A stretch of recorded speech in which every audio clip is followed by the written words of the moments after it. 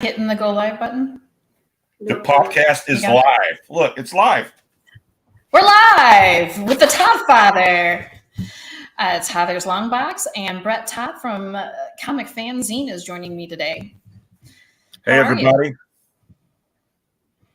Did you have a rough day today? Oh, every day. What do you mean today?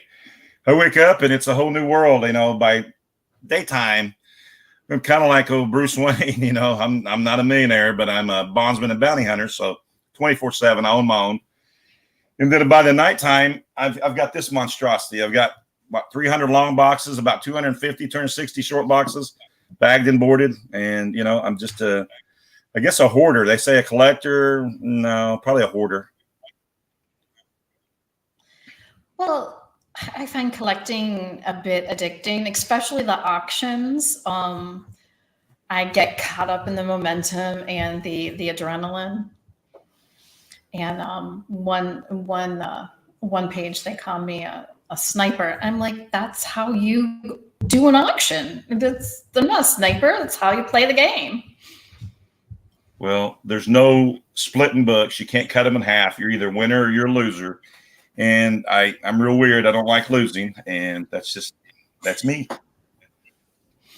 I don't really like losing either. And so, like, the guys in the group page, they've learned to back down, and then they're like, "Damn it, Heather!"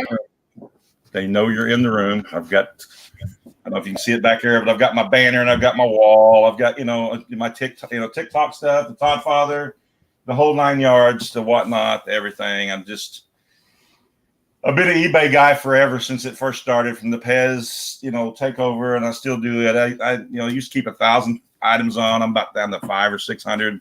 Don't do it as much. Got, no time. And then we do, if you guys don't know, every Wednesday night, Dale Guzman, hey, one of the best guys, one of the best friends I've ever met. Steve Martinez, let's see, Pac-Man. I mean, it's Ben Lee.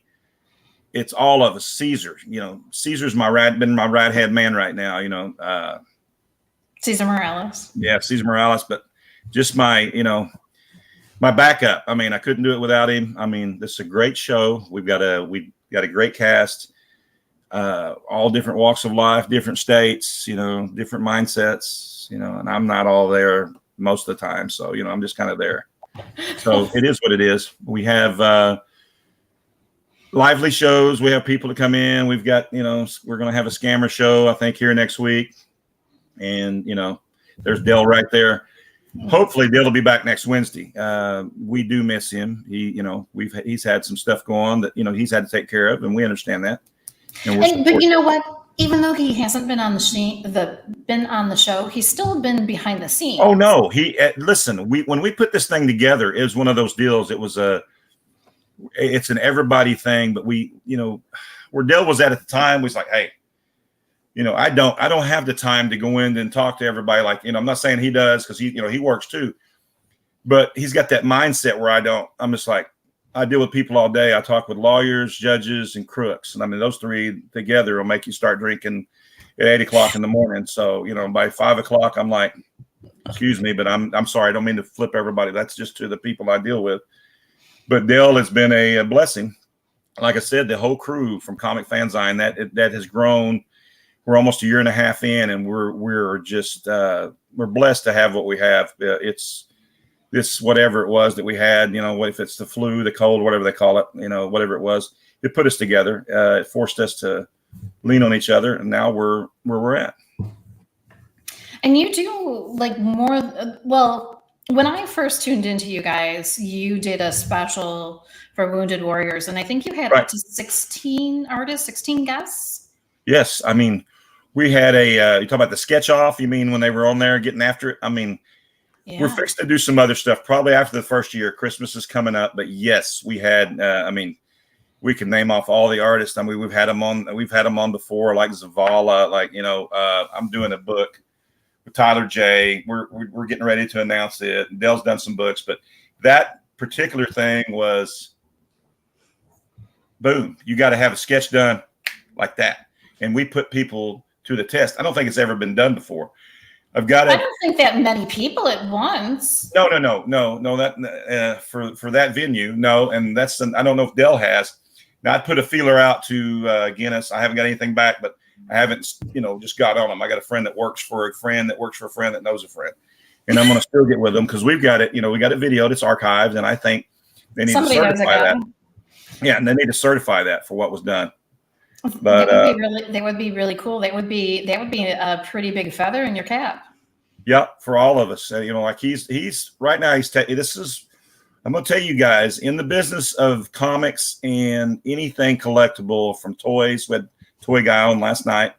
We from cards to where I've been getting into coins. Dale is the guy that knows everybody, that tags everybody. He's the best in it. I know there's some formats that kind of frown on that. Well, quit tagging. He doesn't put just everybody like everybody does. He goes in there and tags. If you go look now in the comments, he's tagging people. He's actually tagging people. Yes. Well, and you know what? The at everyone, a lot of people are very annoyed by that. Some people are like, oh, well, if it's just once a day, and then one group will say, oh, it's my my once a day tag. But when you're in a dozen groups and everyone's doing that, it kind of gets, you're getting these notifications. It kind of a little bit nauseated. Annoying. Yeah. Well, and so people are blocking, people are leaving groups, and you're killing your audience basically. I know you want to get people's attention and draw it to what you're doing, but and I don't know when that everyone started to become available, but people are really divided on that, but it's very strong feelings. I don't care for it. I mean, it's just me because some of these people are acquaintances. Dale is like family. So when he sends me something, it's important. If I get a John Smith, I'm thinking John Smith. Oh yeah, I know that cat. What's he doing with everyone? What's going on? And it's looking at kittens through a window, and I'm like, jeez, dude, that's not my gig. So. Well, your language is a lot cleaner than mine. I can be that person. I'm just, I'm trying to. We got to get and this is for Caesar, because Caesar, when we start, talking about stuff, he kind of just says, "Oh God, here we go." That's not. He always says, "That's nice," So we don't, trying to keep it at the maybe the X, not the triple X or not the R or rated. We do it quite a bit, and by halfway through the show, we hadn't had sleep, and I just start saying fight, or something all the time. So it ends up that way. That was my first word. You can ask my mother. Oh wow. Yeah, I actually have birds on my bird. Yeah. Oh, cool. See, I like that.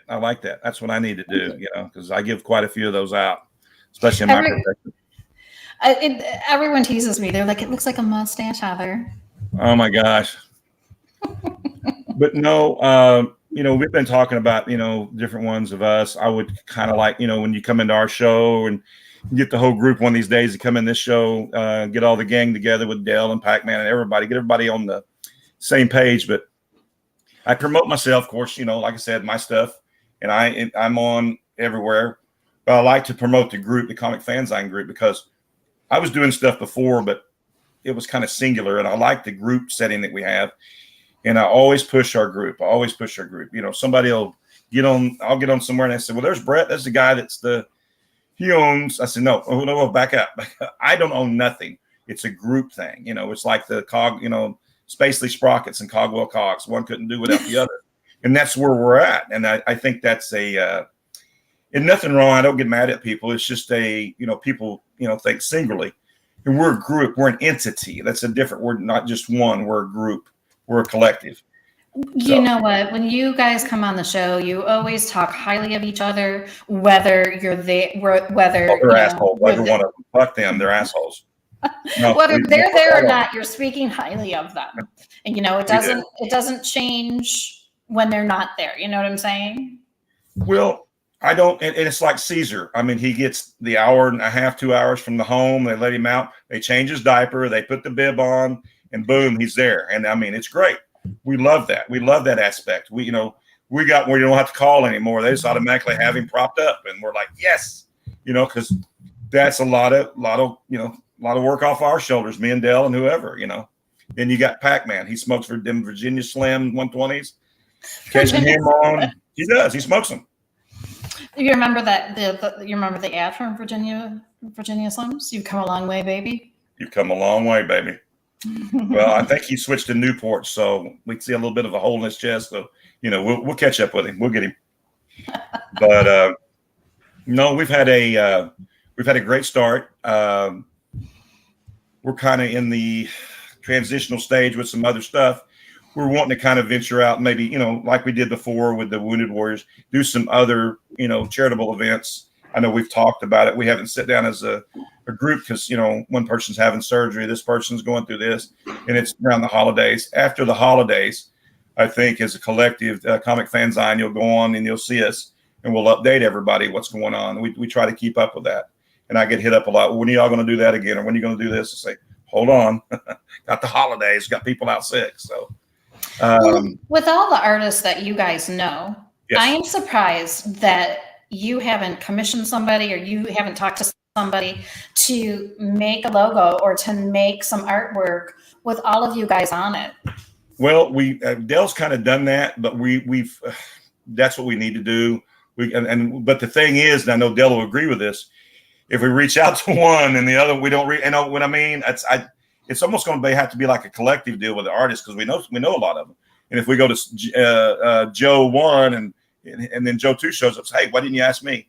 But yes, we're going to have to do that. Well, with the AI debate, I think that, maybe you can have more than one because, the artists, you want to show the artists off and, say, each hey. person do something different. Yeah. But have us all together. I've got a friend of mine that does Buku comics, and his sticker has got some girls, and the artwork is just awesome. That's what I want for us, where it's just, it's our caricatures. Me and Dell were on a show one night, and I don't know if he's on, he could pop it up. I can't get to it. But they drew us. We were on a show, and they drew us, and it shows me with a stake going through, Dell's head. And it was just wild as all get out. And, it's crazy. So we do need something like that. Now, I got sent something last night of me as a Funko Pop. So now I'm just saying we're kind of working to where we all kind of have our deal. And that's what I want. It's going to cost me some money or cost us some money, but that's kind of what we strive to be. We don't want to be the comic book man. We don't want to be this show. We want to be us, but we want to have something that's, tangible. And we may not ever have any to sell, but we want them for ourselves, Because you're collectors. Damn right, we're collectors. I'm a hoarder. They'll tell you that. So you boasted how many long boxes you have and how big your collection is. Is there something specific that you collect, or you collect everything, or just what appeals to you? I know that you are an indie supporter, but you also like some mainstream stuff. So yes, to everything you just asked. It's not one thing. It's everything. I mean, it's kind of a weird deal.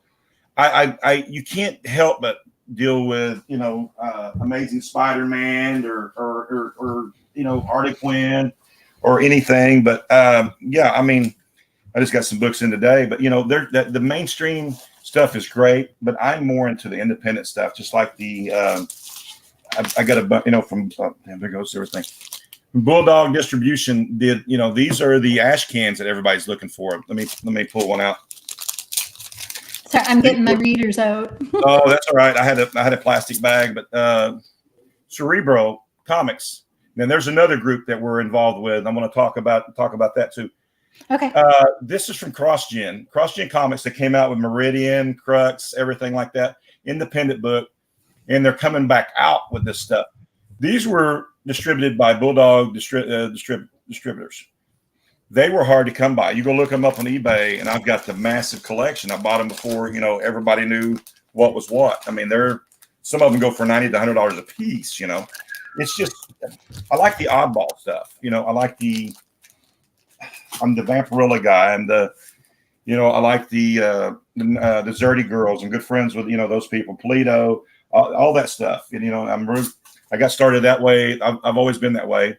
And a good friend of mine that has a show on the comic book shopping network, Jesse James.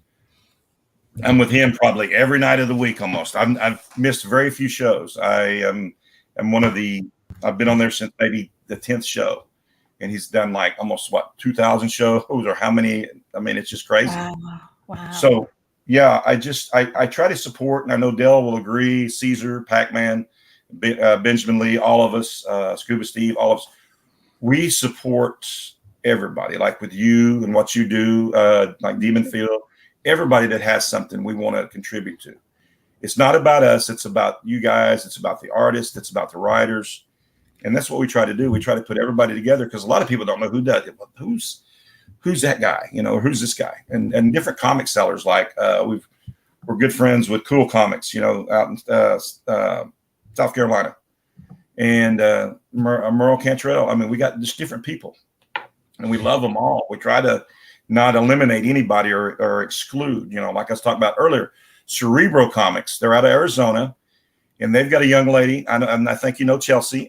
She is one. You got to go look up this stuff. You got to go to Cerebro. You got to look up this stuff. She is doing watercolors or whatever. I mean, with paintbrush on canvas.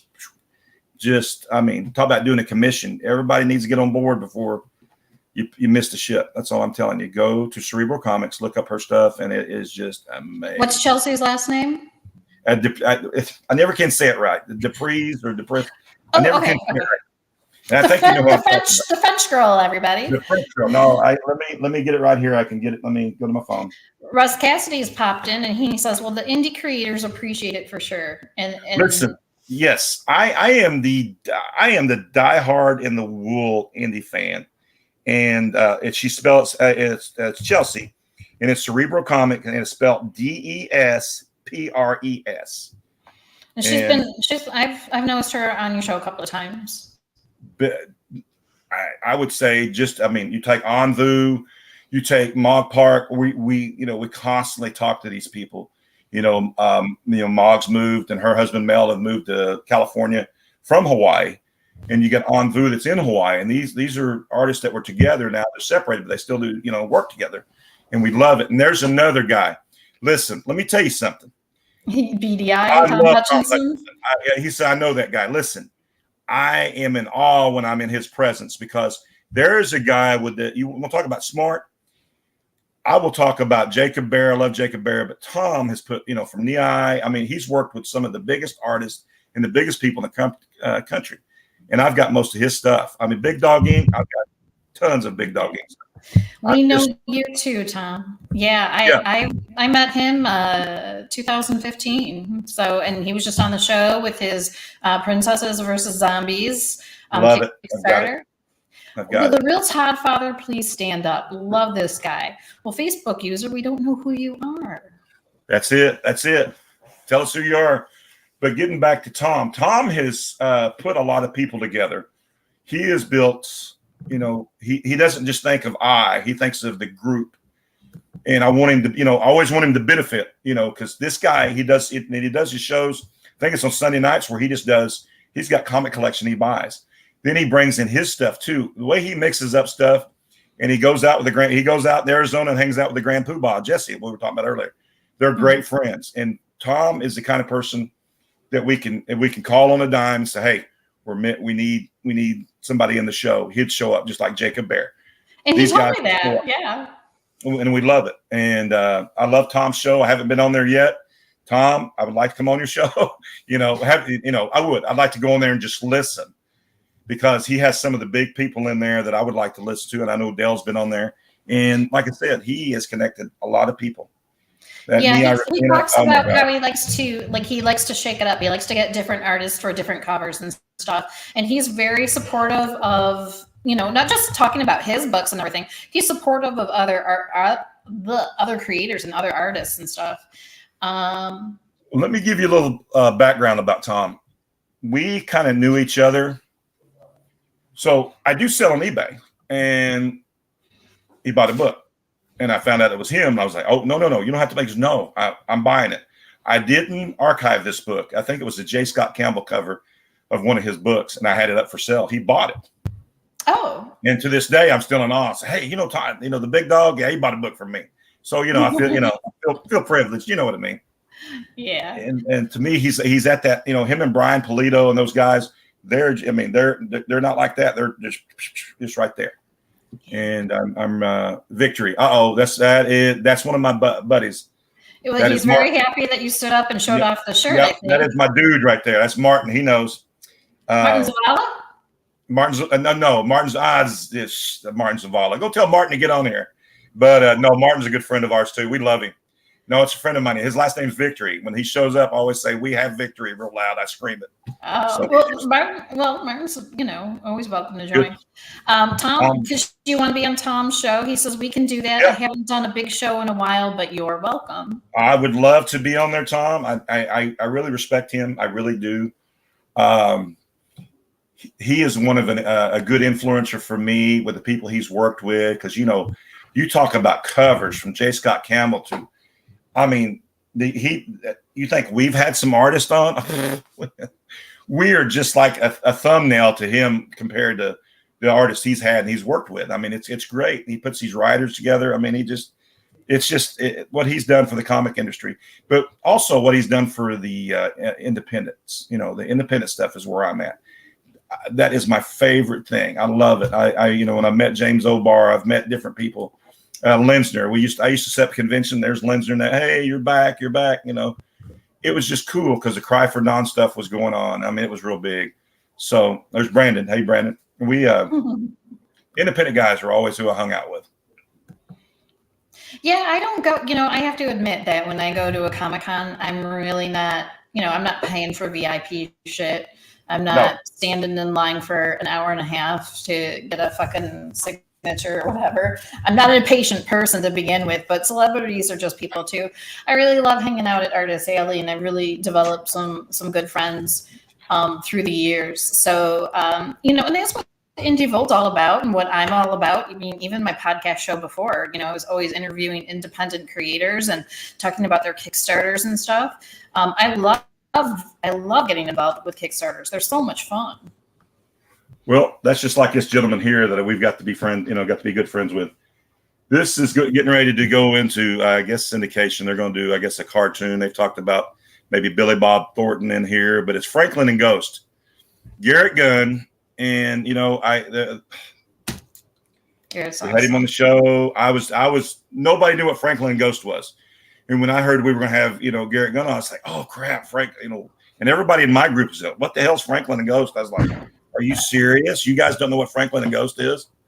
And your show with Dale. Yep, he does. He loves it coming in there and visiting with us. But yeah. Tom, you just like stirring the pot, man. Oh yeah. That's what we like to do. But yeah, the Franklin and Ghost series, stuff like that, that's what grabs me. The Bad Girl stuff that Tom does, like I said, the Zerty Girls, the stuff, off the wall stuff is what I like.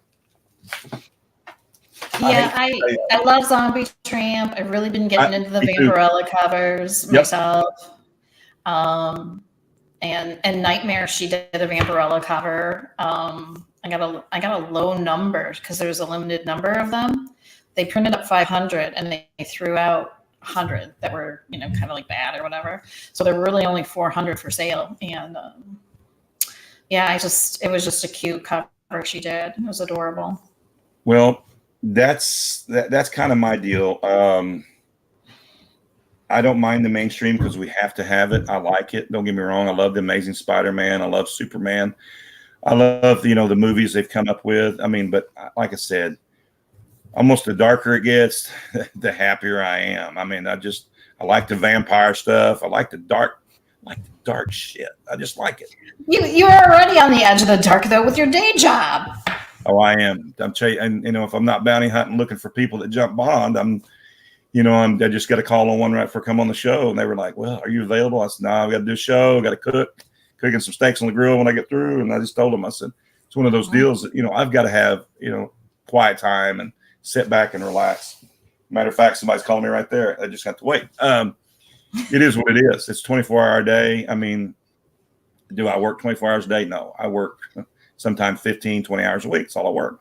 It's a nature of the beast. Between here and the jail. The jail's my office. Well, yeah, crime never sleeps, right? Isn't that what Batman says? No, I keep telling every time they come out, I said, hey, keep doing it. They won't catch you next time. So job security. Yeah, tell them the Toddfather sent you and they just laugh. So I'm fixing to change it. You did mention something, and I kind of heard a little bit from a little birdie. You're an investor. You're doing a project with somebody. Mm-hmm. Are you talking about? Can you talk? Well, I don't want to go in. I don't know when I can. I'll come back on, but yeah, I've got some other things working, and when I'm able to kind of release more information, I'd like to come back. Say, hey, I'll hit you up. Say, now I can talk about it. You know who I'm working with. You know exactly who I'm working with, I think. But I do have a book coming out. I wish he would come on here. I know the locking of the horns with some people, not going into detail, but me and Tyler J have a book coming out. And he's been invited 3 different times to be on the show. So, okay. I wish he would come. I know he's working, and you guys got to understand this guy. He's an awesome artist. He's an acquired taste, and I understand that. I am too. I'm no different than he is, but he does have if anybody knows what he does in the daytime, he deals with death. I mean, he does. He's a hospice guy, and I love him to death. And the book he's come up with, I want him to bring it on and show it and say and talk about it before I do. But we do have a project we're working on, and it's not going to be one project. It's going to be multiple projects. So. And I want to encompass not just myself, but the comic fanzine, with Dale and everybody. I want to do a book on my own, but I also want to do a book with the guys too. But it's going to be up to different people. If the Toddfather is the only name back there, I'm okay with that too. But I like other people to be involved. I don't want it to be just about me. I want it to be about if this company wants, hey, I want to get on there too. That's a cool looking book. That's what it's there for. I was told, originally I was told that there were a couple of people that were involved. And then, of course, shit happens, things fall through. And, the holidays, probably all the wives are going, and we need money. We're going to have to spoil the kids. We're going to buy stuff for the kids, because, I'm a mom too. But, I didn't know that it was, kind of like open. So open opportunity. Yes, it is. Yes. And I want to tell everybody that. Yes, please. Get involved, because when we do release information, and eventually I do want to get, and this is another thing. I was approached with this by 2 different people, and eventually I would like to sit down with Tom. I mean, Tom, to me, that would be, we're talking the frosting. I would like to do something later on with Tom. Eventually down. I know he's busy, he's got stuff going on, but with our group, as a group effort for the comic fan time. But what a lot of people don't know. What a lot of people don't know is when you're working on a book, the book does not come out in 2 months. No, it doesn't. It depends on people don't have the resources that the top 2 have. And they have a template for putting their shit out. So when people start talking about, I want to do my own book, and I want this artist.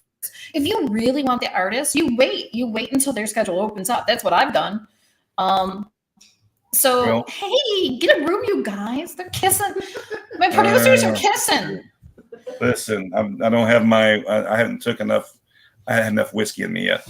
But no, different artists. I love every artist we've had on there, from Sanchez to you name it, from A to Z. I love them all. John Jang. We're good friends with these guys, and Tom knows all. Like you keep talking about him. He knows all these guys.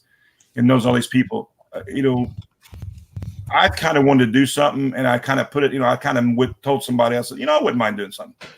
And he approached me. So, and I'm good friends with him, and he goes, hey, why don't we do something? Because I just seen him on, at what's his name shop there in Indianapolis, Sean, there at what is Comics Elite. He was doing the Venom stuff, and I was like, oh crap, I love this stuff, And I love Comics Elite, and I love Ernie and Matt and all those guys. So, I'm friends with these guys. And I was like, oh man, Tyler, I since you, reached out, yeah, I'd love to have my, my cherry pop by you. I'd love it. So that's what we're doing. I'm getting my cherry pop. Tyler's popping it. So yeah, Be careful. He might use the back door. No, he's been, that's what he told me. He said, and I told him that's what Dell was for. So, so I told him. He likes you to grab the beard, so so We got that all worked out. Dale's going to take care of that. He's the casting couch, the cleanup guy. He's fluffy. Sounds like he's making a sacrifice. He's making the payout.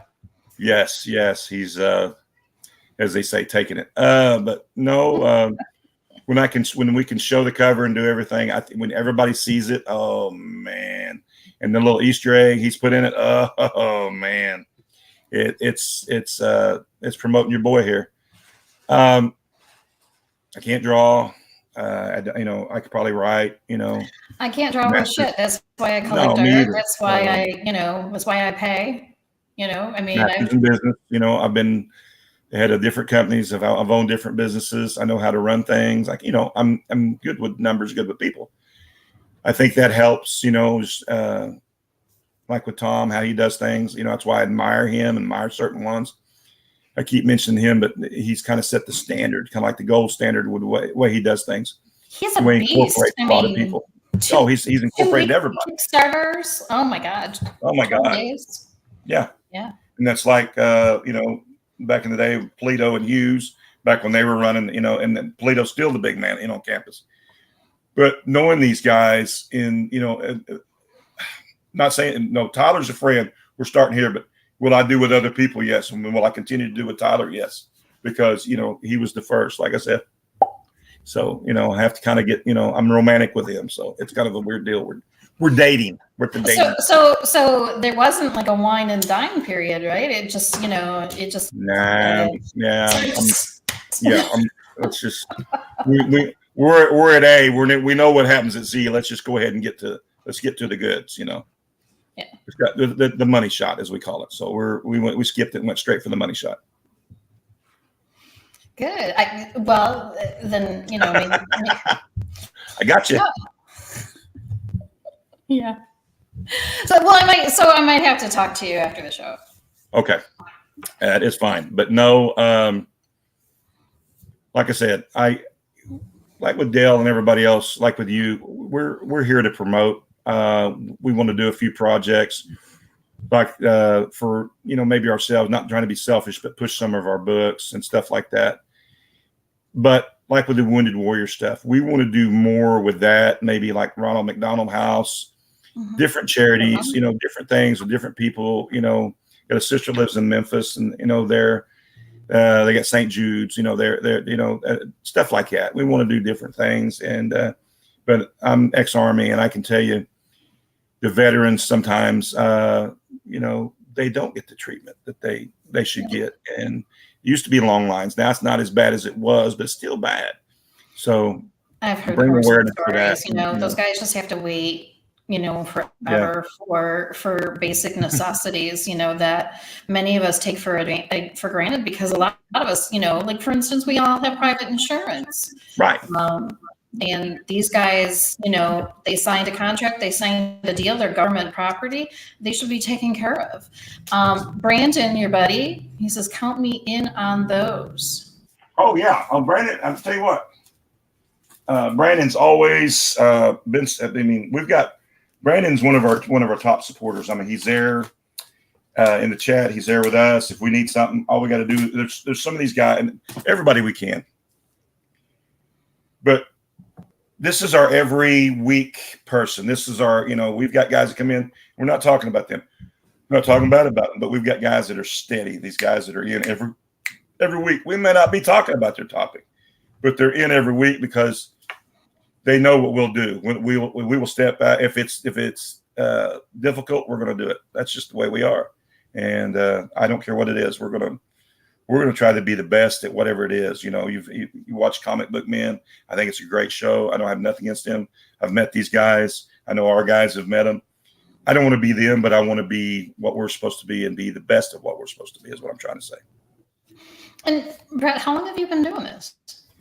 The podcast about almost a year and a half, collecting, 35, 40 years. I mean, seriously, I had one large collection, sold a house, bought a big home here where we live in Muskogee, Oklahoma. It's called Honor Heights. It's a real nice area, older homes, beautiful. Dad came in, kind of had to, retire to take care of him, kind of be his hospice and help with the nurses and everything till he passed. So I sold a big collection just to not take up so much of the room. And I kept a few boxes. And how I got started again, I don't know where everybody's from, but here we had a place called Hastings Records and Tapes. You'll see Hastings exclusives. We had one here and we had one in Fort Smith, Arkansas. It's 68 miles away. Mm-hmm. They kept calling me and said, "Hey, we're going out of business." That's okay. We're at 60% off. I said, okay. About 4 or 5 days later, my buddy called. We're at 75% off. I said, finally, when we got to around 85, 90% off, I said, sold. Put lids on all your comics. I want your toys. I didn't bought a few movies, but the store in Muskogee, I bought out their comics and I bought out their collectible toys. The store in Fort Smith, I bought out their comics. The toys somebody kind of wanted. I was like, I'm not really into toys, but I got the ones from Muskogee or where I live. So yeah, so I got back into it. I mean, it was from having maybe 10 boxes out of a 150 collection to having about 75 boxes of an instant collection. It was overnight, you know, and it was reasonable, and, you know, didn't break the bank. And I was like, hey, I'm back. And I started telling everybody, start going back on eBay. Hey, I'm back. Hey, I'm back. And we kind of got this started. So, yeah, I'm back. I'm back big time. I mean, you know, people say when you have to buy another house, I'm like, you might have a problem. And then I put my hand down. No, we're good. We're good. Because you know, I've got a lot of stuff. Matter of fact, I've got a roll off out here in my garage right now and I've got it full of leaves and everything and stuff where I can make room in my garage and my building outside that I can put my comics in, because they were in the living room. I have 2 climate control storage units. I understand. So I'm at that point. And it's funny because the one place, the guy who's in the hallway in front of me, he got distracted. He put the stuff that he wanted in his car and didn't, you know, shut the door and lock it up, right? And I see the lock and everything sitting there, and I'm like, and I'm looking around thinking, you know, is this guy like fell in a corner or he had a heart attack or something? Where's this guy? You know, and they didn't want to lock his unit up because they didn't know where his keys were, where he was. But he had scaffolding up in the storage unit, and then he had all of the plastic short boxes all lined up. And he actually had 2 storage units. So the next time I was there, I bumped into him, introduced myself, and he kind of showed me what he had and everything. So I'm not the only one who's got the climate control storage, but I'm hoping to shove it all in one and eliminate a bill there. Well, I don't have climate control. I have my climate control, and I'm out of control with my space. So I'm kind of at that where it was we got a big fireplace, big mantle, you know, and when you can't, I mean, when it gets cold here, and I can't use my fireplace because my books are there. Yeah, kind of had to move them. So it is. It's not a. I don't call it a problem. It's just one of those deals that I get called a lot, and I get, hey, I've got X amount of books. Do you want them? Yeah, sure. And you know, I've got to deal with R&L Carriers, the truck line, and I'm grandfathered in where I've bought collections, you know, from other states, and they put them on pallets and. They say, well, if you want it rushed, it's this price. If you live without it for 2 or 3, I said, I can live without it. Just store it. And when you get enough to bring a load here, and they usually bring them to the driveway. No, they bring them straight in and put it in my garage. That's the kind of service I pay good for it. So yeah. You're not getting your back broken. Yeah, no, R&L Carriers, I tell you what, they are the best out there. I mean, I don't know about Old Dominion or any of these other places. R&L has took care of me. If anybody out there works for them, kudos. They're a great company. Facebook user, hey, good eve. We don't know who you are. You gotta good evening. Good evening. Good evening. Yeah, here's another Facebook user. He talks about your logo. Still in love with your logo. Definitely one of my faves. All right, if you talk about this, you know, I'm going to produce some stuff. I don't care who it makes mad. You know, they can. I got good attorneys too. I don't care. I'm just small fry. They can, you know, if they want to bleed a turnip, come on. You know, but I will, you know, I would love to send stuff out. We got hats. We got, where is? Hey, Ashley. Okay. Where's my cup? Yes. Ashley made my logo. She did a couple of things for me. So there's my cup. Nice. I put some stickers on there, but I'm just being goofy. But yeah, Toddfather. And then because I do sell on Whatnot, so I've got the label back there. So that was made for me. My daughter-in-law made that for me. I have a contact person. She's supposed to be making some coffee mugs for me. Yeah, I've got coffee mugs. A friend of mine made me some coffee mugs with Toddfather and sent them here, so I use those. So I love my coffee. Oh, I'm not a coffee drinker. Oh, I am. I'll put hot apple cider and some Fireball in my mug. That Fireball. I think it's a chick drink. I'm sorry, but I'm not. I'm straight whiskey, or you get me the bourbon, get me the tequila, get me the rum, and I'm good. Well, I mean, I don't always drink Fireball. I mean, I have other stuff. Fireball. I don't know. It's just, I don't know. It's, I'm not griping, to each their own. I've tried it. I was like, Well, I've dabbled into some of the bourbons. There's a local liquor store. They actually have a bourbon club, and some of it's rough. Oh yeah, there's some dishwater stuff out there, I guarantee you. And I've drank some of it. I've got it, and the next day I was calling my eye doctor. I said, "Is it weird not to be able to see out of both eyes? And what are you drinking?" So it's like rubbing alcohol. So it's probably not good. Oh, like moonshine, basically. Yeah. Yeah. No, I love moonshine. No, it wasn't moonshine. I love moonshine. I've got a guy that's got a 150-year-old, and he's got an artesian well, and he makes some of the best shine. And it is. Listen, when you can pour it on a silk tie and it just rolls off, that's the shit. And it is smooth. Have you had a peanut butter whiskey? Brandon's talking about peanut butter. No, whiskey. but I would drink it. I would try it. I'll try anything. I would take a shot. I'd try it. Mm-hmm. Don't care. I do not care. But we were talking about books that we have done, and we have as a group for Whatnot, Comic Fanzine, and here's a copy of it. I'll show you the back of it if I can put me on here. Let's see, where am I at? You can put your specs on, young lady. See, there's different. Well, I keep doing that. I'm sorry. There's different companies on there, and we're perfect. No glare. Perfect. So we're up here. See, Comic Fanzine right there, right below my pinky. That's our logo, and this is the book, The Closet. So that was our first book as a group, and I still have a few of them. Anybody's interested, they're great. I mean, it's a great read. And it's not a story about Dale, so don't get excited about him coming out of the closet. Yeah, it's not. We all know that he still hadn't come out yet. So we're good on that, but we'll talk about that for another show.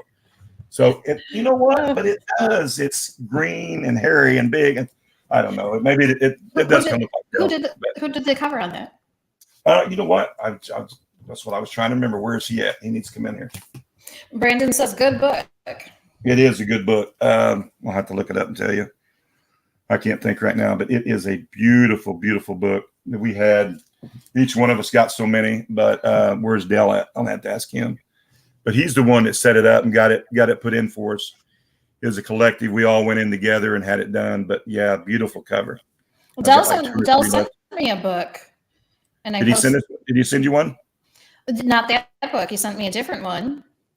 He had another one. I think he collaborated with some other people, but this was us. He's got the culinary when he's doing stuff. Culinary comics. Y'all have to go check that out too. We've all kind of cracked comics. Thing. What's that? He's involved with Cracked Comics too. Cracked Out Comics. God, we're involved with. Dude, my brain's in 10 different places right now, but we're involved in so many.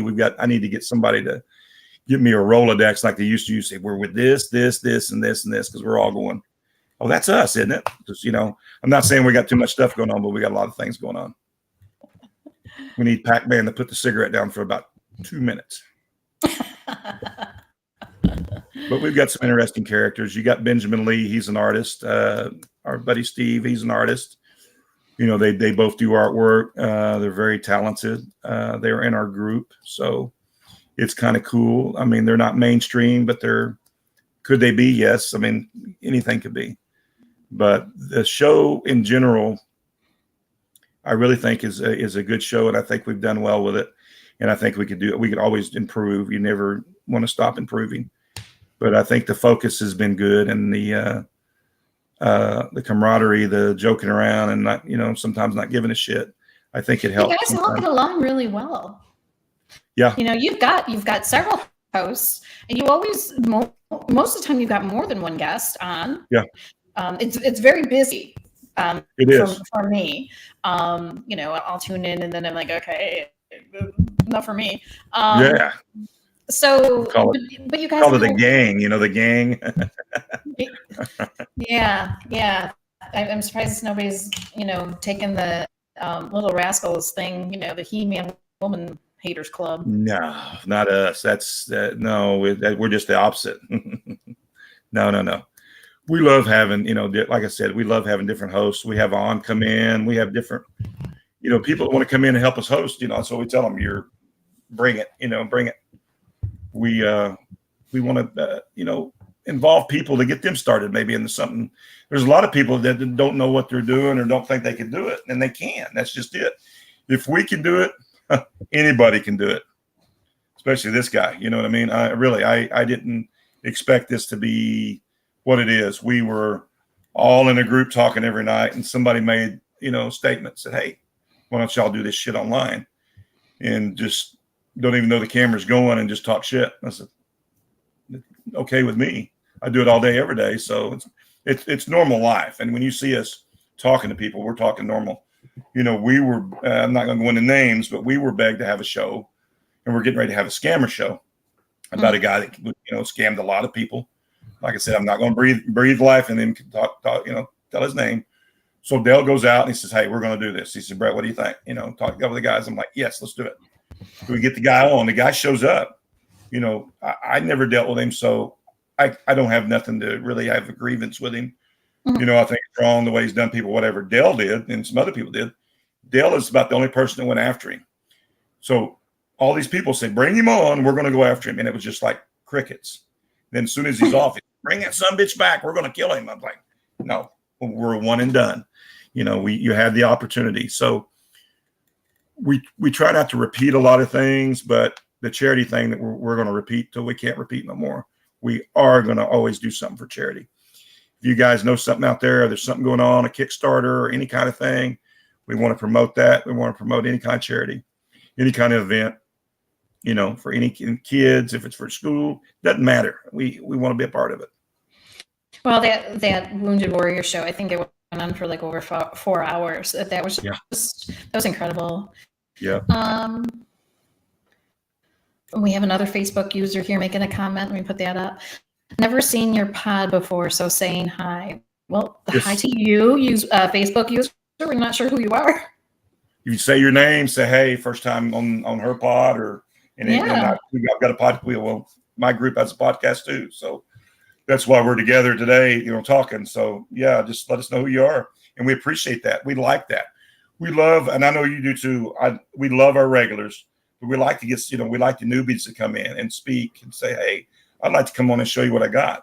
You know, like I said last night, oh my God, we talked about toys and toys and toys and toys and toys. And, you know, that touched a lot of emotions when we grew up. There, you know, things are different now than they were when I was a kid. So the 70s were very dark times. No, they were for me too. I grew even the cartoons and the toys and stuff, and the color schemes, they were dark. Can't see my name. That's crazy. No, we can't. I'm not sure. I'm not sure where you're viewing. Like if you're on the YouTube channel or if you're on my page. I'm not sure why we can't see your name. Yeah, but you still didn't tell us your name, Mr. or Miss Mystery Person. Yeah, let me see so I can find out here. Hold on a minute. Let's see here. Dale said, wait, no, that's that was Dale a while ago.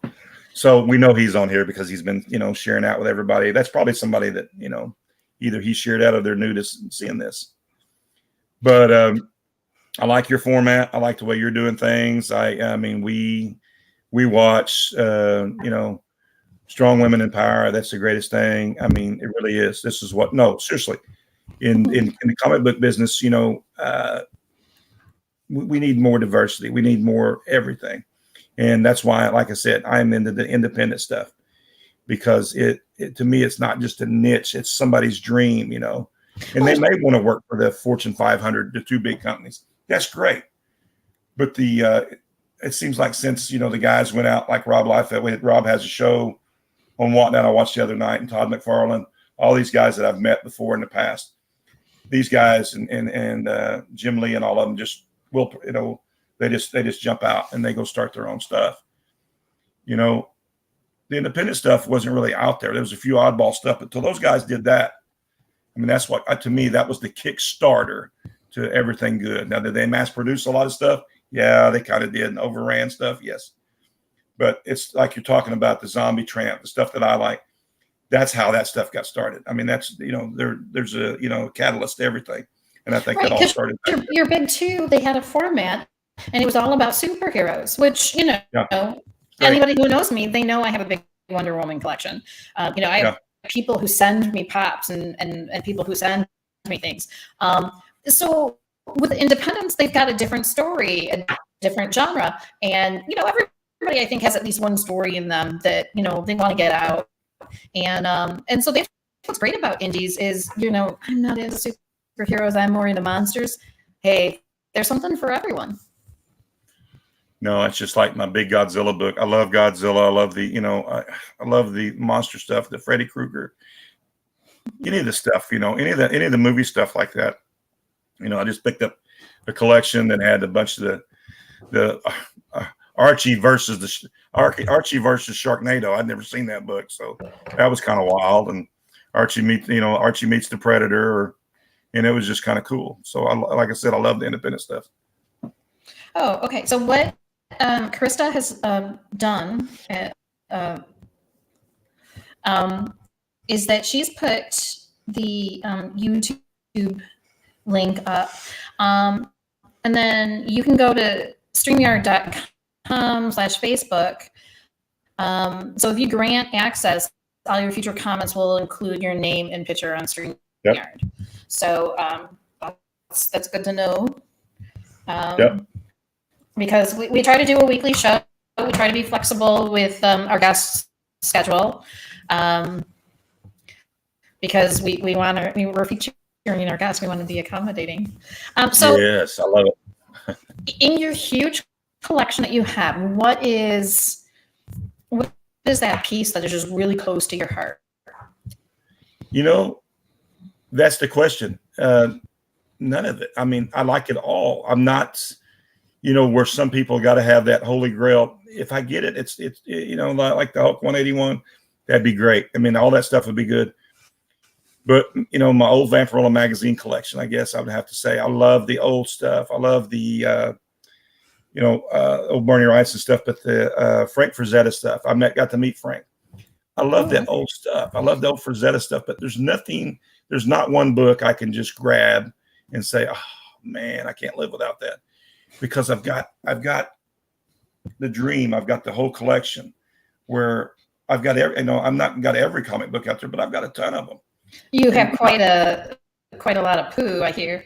Yeah, I do. I do have a lot of Marat, a lot of Jacob Bear, a lot of that stuff. I've talked to Marat on the phone. I of course talk to Jacob Bear all the time, but Marat, my youngest son that plays college football now, his name is Blade, like the vampire hunter.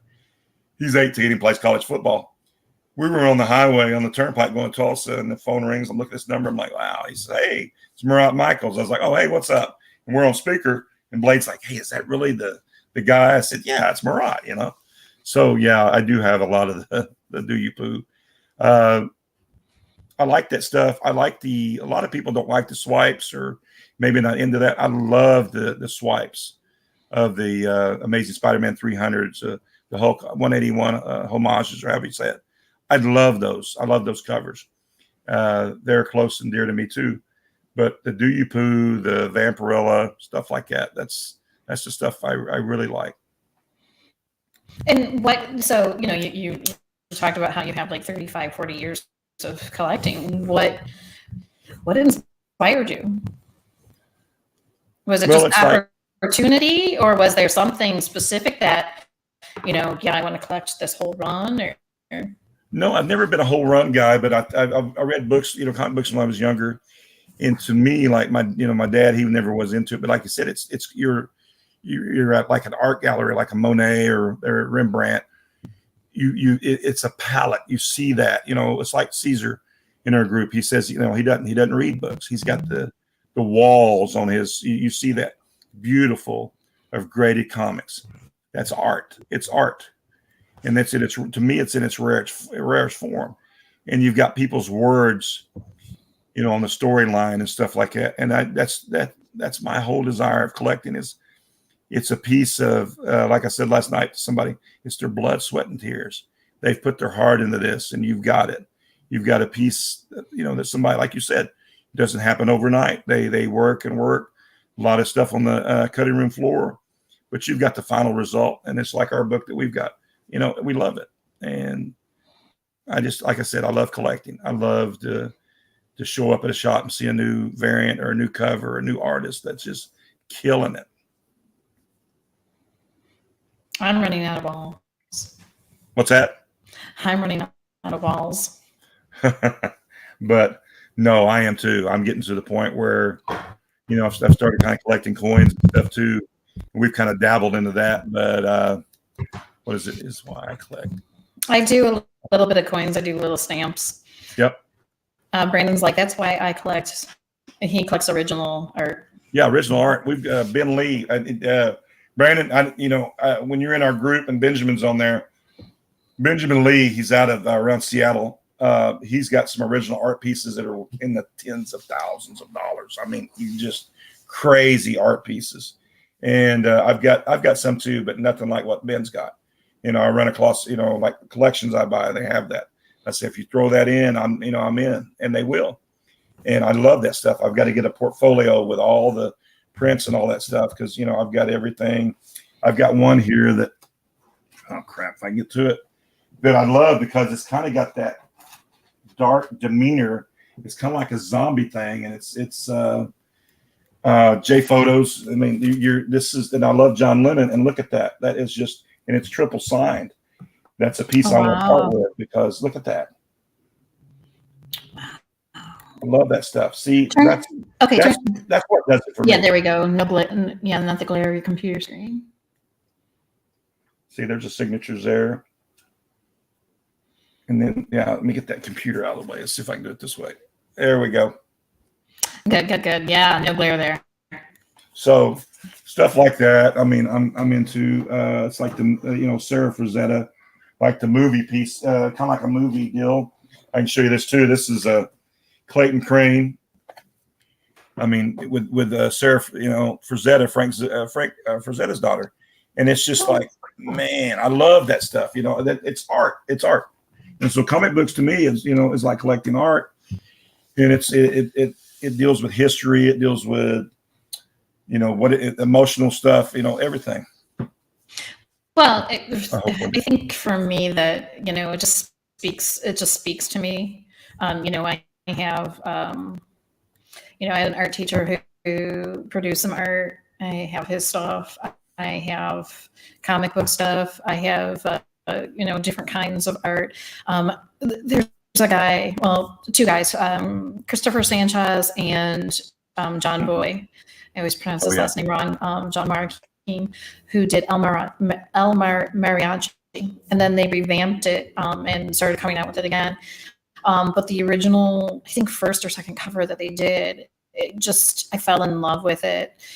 And they had one print left, and they gave it to me. They apologized. Wow. There was a little tear in it.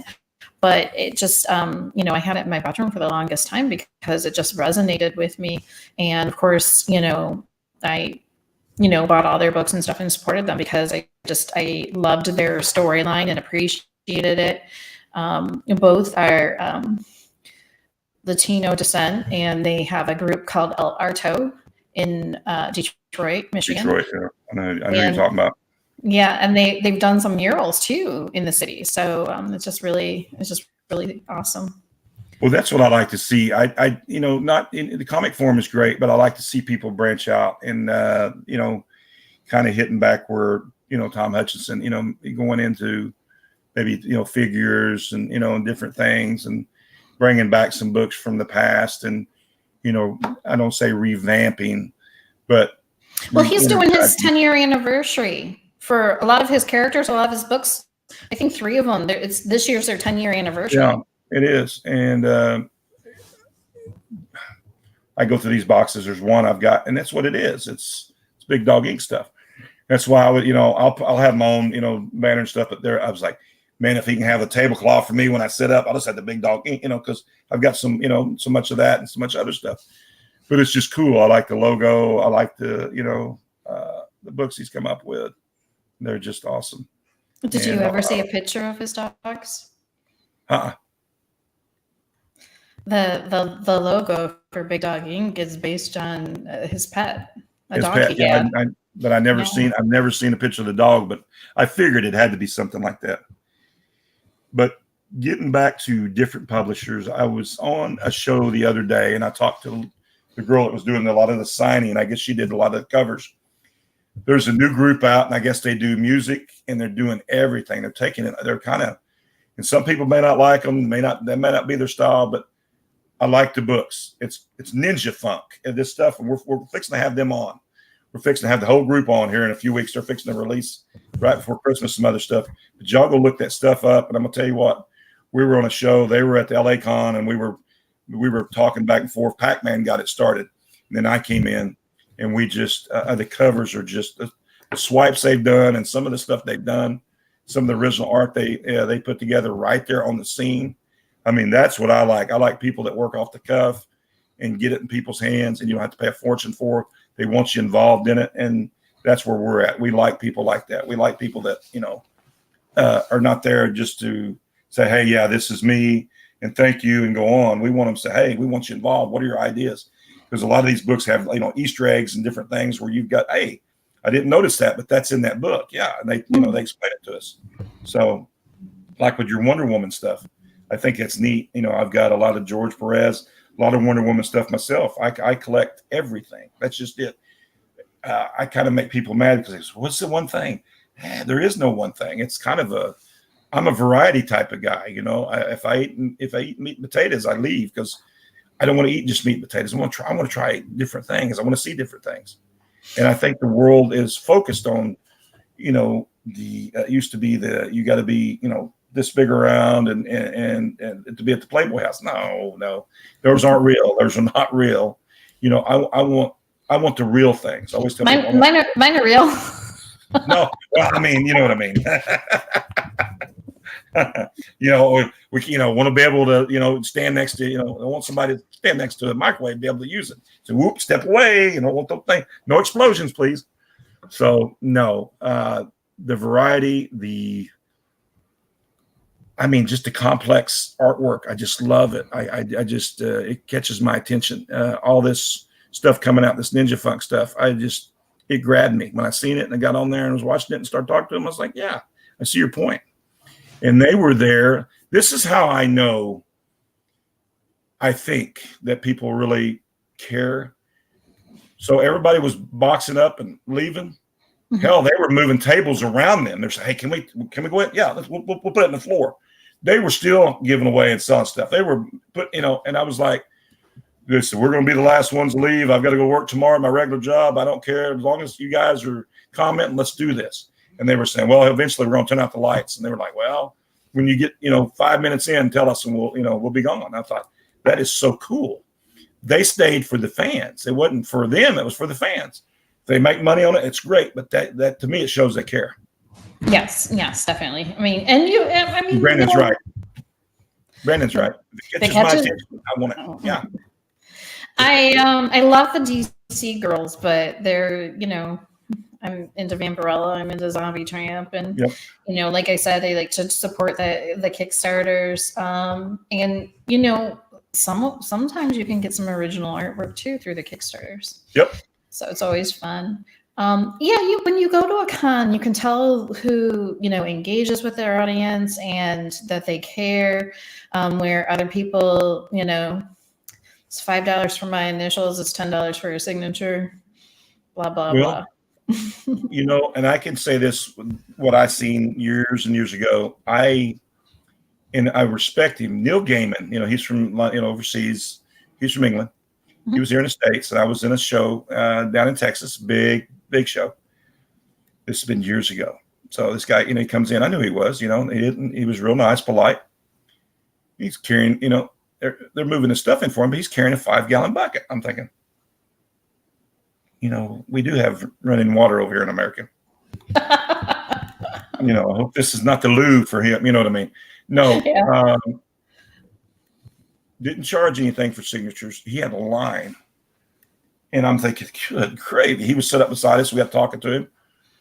So couldn't figure out what the bucket was. Next thing you know, they're pouring water and ice in it. And I'm like, hey, can we get a bottle of water for this guy? I mean, he's going to get a big straw and drink out of the bucket. No. He was putting his hand in it, getting up and taking a break, putting his hand in it. Soaking it because he was doing so many signatures.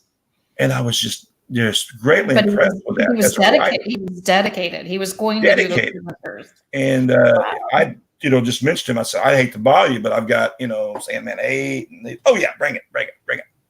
Dropped it off. And, and he actually brought it to me. I said, what I owe you? He said, no. Is this what you wanted? Yeah. What? I said, thank you very much. I said, I greatly appreciate it. A big fan.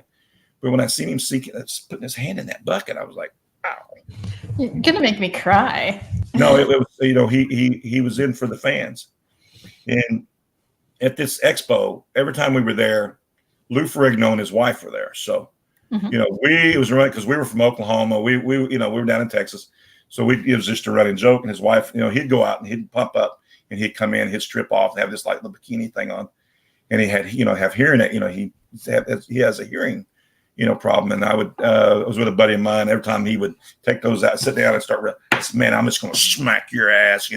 I would say something smart and his wife would laugh and he would say, he's doing it again, isn't he? And he would come over and put that arm around my neck. And I mean, my whole head would disappear, it was back, still got it, but Lou would just come up and I was like, oh man, that's all I need. I was in my 20s then, I think 25, 26. And I was in my prime. I think, I can't handle this guy, But that's the deal about the cons. That's what I miss. I haven't been, not because of the other stuff. I've got life. I've got 3 kids, 4 grandkids. I'm running a business. But that's my goal next year. I'm gonna go do podcasts from these. I want that feeling again of being in these shows and seeing all these people and seeing them draw and do stuff and sign autographs. And the looks on people's faces. I love the kids that are just getting involved. I like the wives that, there's just, hey, my husband's into this. Hey, this is cool. Or the wife's in it and the husband's like, hey, this is cool. And seeing as a family thing, I kind of like to see that again, be able to take my grandkids and stuff like that. That's my goal. I used to take my girls, and of course, they're now into anime and manga, but which girl? I have 2 daughters. Oh, okay. Yeah, I was making sure. Yeah, I have 2 daughters, Audrey and Elena, both born in August babies. And but I wanted to make sure that they met Arvil Jones, right, and Bill Messner Loeb, because the cons that I go to, they're like the staples. They're always there. And I told Arvil that he was the pearl in our backyard. He's like, oh, I don't know about that, but I became friends with his wife Wanda, and he's always joking, oh, that's my manager over there. And so she and I talk, and we end up not talking about comics. We talk about PTO and all that other shit. Yeah. And so she'll say, she's like, I was just asking Arvil if I was going to see my friend today. And so I always give them, that's great. Yeah, to give them a big hug. So it's just after so many years, you develop a rapport with people, and you're you become friends, and they're family. Yeah, it's like with Lensner and the group, the Cry for, he's doing Cry for Dawn and all that stuff. He said, well, I'm gonna show you what I'm working on, and it was kind of cool because in between when you wouldn't really have a lull, but the crowd would fan over here, and then they'd come back. It's like a wave. Yes. And we'd get a minute, and he'd say, hey, Bret, you got a sec? Yeah. So we go over and I'd look and see what he's doing. I said, oh man. He said, give me the honest opinion. I said, and I didn't like to critique because I'm not an artist. He said, would you buy it? No, I wouldn't buy it. That's what I need to know. Because he said, I don't want somebody just, kissing my behind, because you're surrounded by a lot of yes men. you know, and you know, while I can appreciate an artist's skill and talent, you know, like the lines and the strokes and stuff, not every piece is going to resonate with me. Brandon says he's taking his nephew to a big one in 23. Hey, Brandon, Yes. I don't know what area you're in. So like what big con is like in your area that you're, you know, aiming for? See, in Nebraska. I'm trying to think where I'm trying to remember everybody's from. Where I'm at, I'm about 42 miles away from Tulsa, Oklahoma. And if you guys haven't seen Tulsa King with Sylvester Stallone, you're missing out. You're missing out on a wonderful, I mean, one of the best shows I've ever seen about mobsters. Great show. Well, you know, I mentioned Detroit and stuff, and you know, Michigan. I'm in Michigan, so Motor City is our big show. But we have a lot of great Comic Cons. I went to Traverse City for the first time last year for their Cherry Comic Con. Grand Rapids always puts on a great show. They have a great turnout. They, I mean, have over 25,000 people. Nebraska, so probably Denver is the big one. Was that the one that Dell? Is that the one Dell went to with his family? He was walking around with the hat. Was it Dell? He was in Colorado. Okay, so it wasn't the Denver Expo he went to. I don't think so. I think when Dale went, I think he was in Colorado because he couldn't find he got same name the hotel, but it was in the wrong area. He showed up at the wrong hotel. So, but yeah, it happens like that. You know that. It's just well, it's funny because it is that's my town. I love Tulsa. I'm a bit because people not trying to give history lessons. At one time, a lot of years ago, because you know the Arabs, but nothing against them. Tulsa was the oil capital of the world, so you know everybody that was in oil was in Tulsa. So it's a pretty big thing. So love Tulsa, but yeah, getting back to the, I think Dell was in Colorado, but getting back to what he's saying in 23, yeah, with the conventions, they're going to be fast and furious this year. They're going to be. You thought this year was big. Next year's going to be. I mean, it's going to be every third week. I think there's going to be a convention.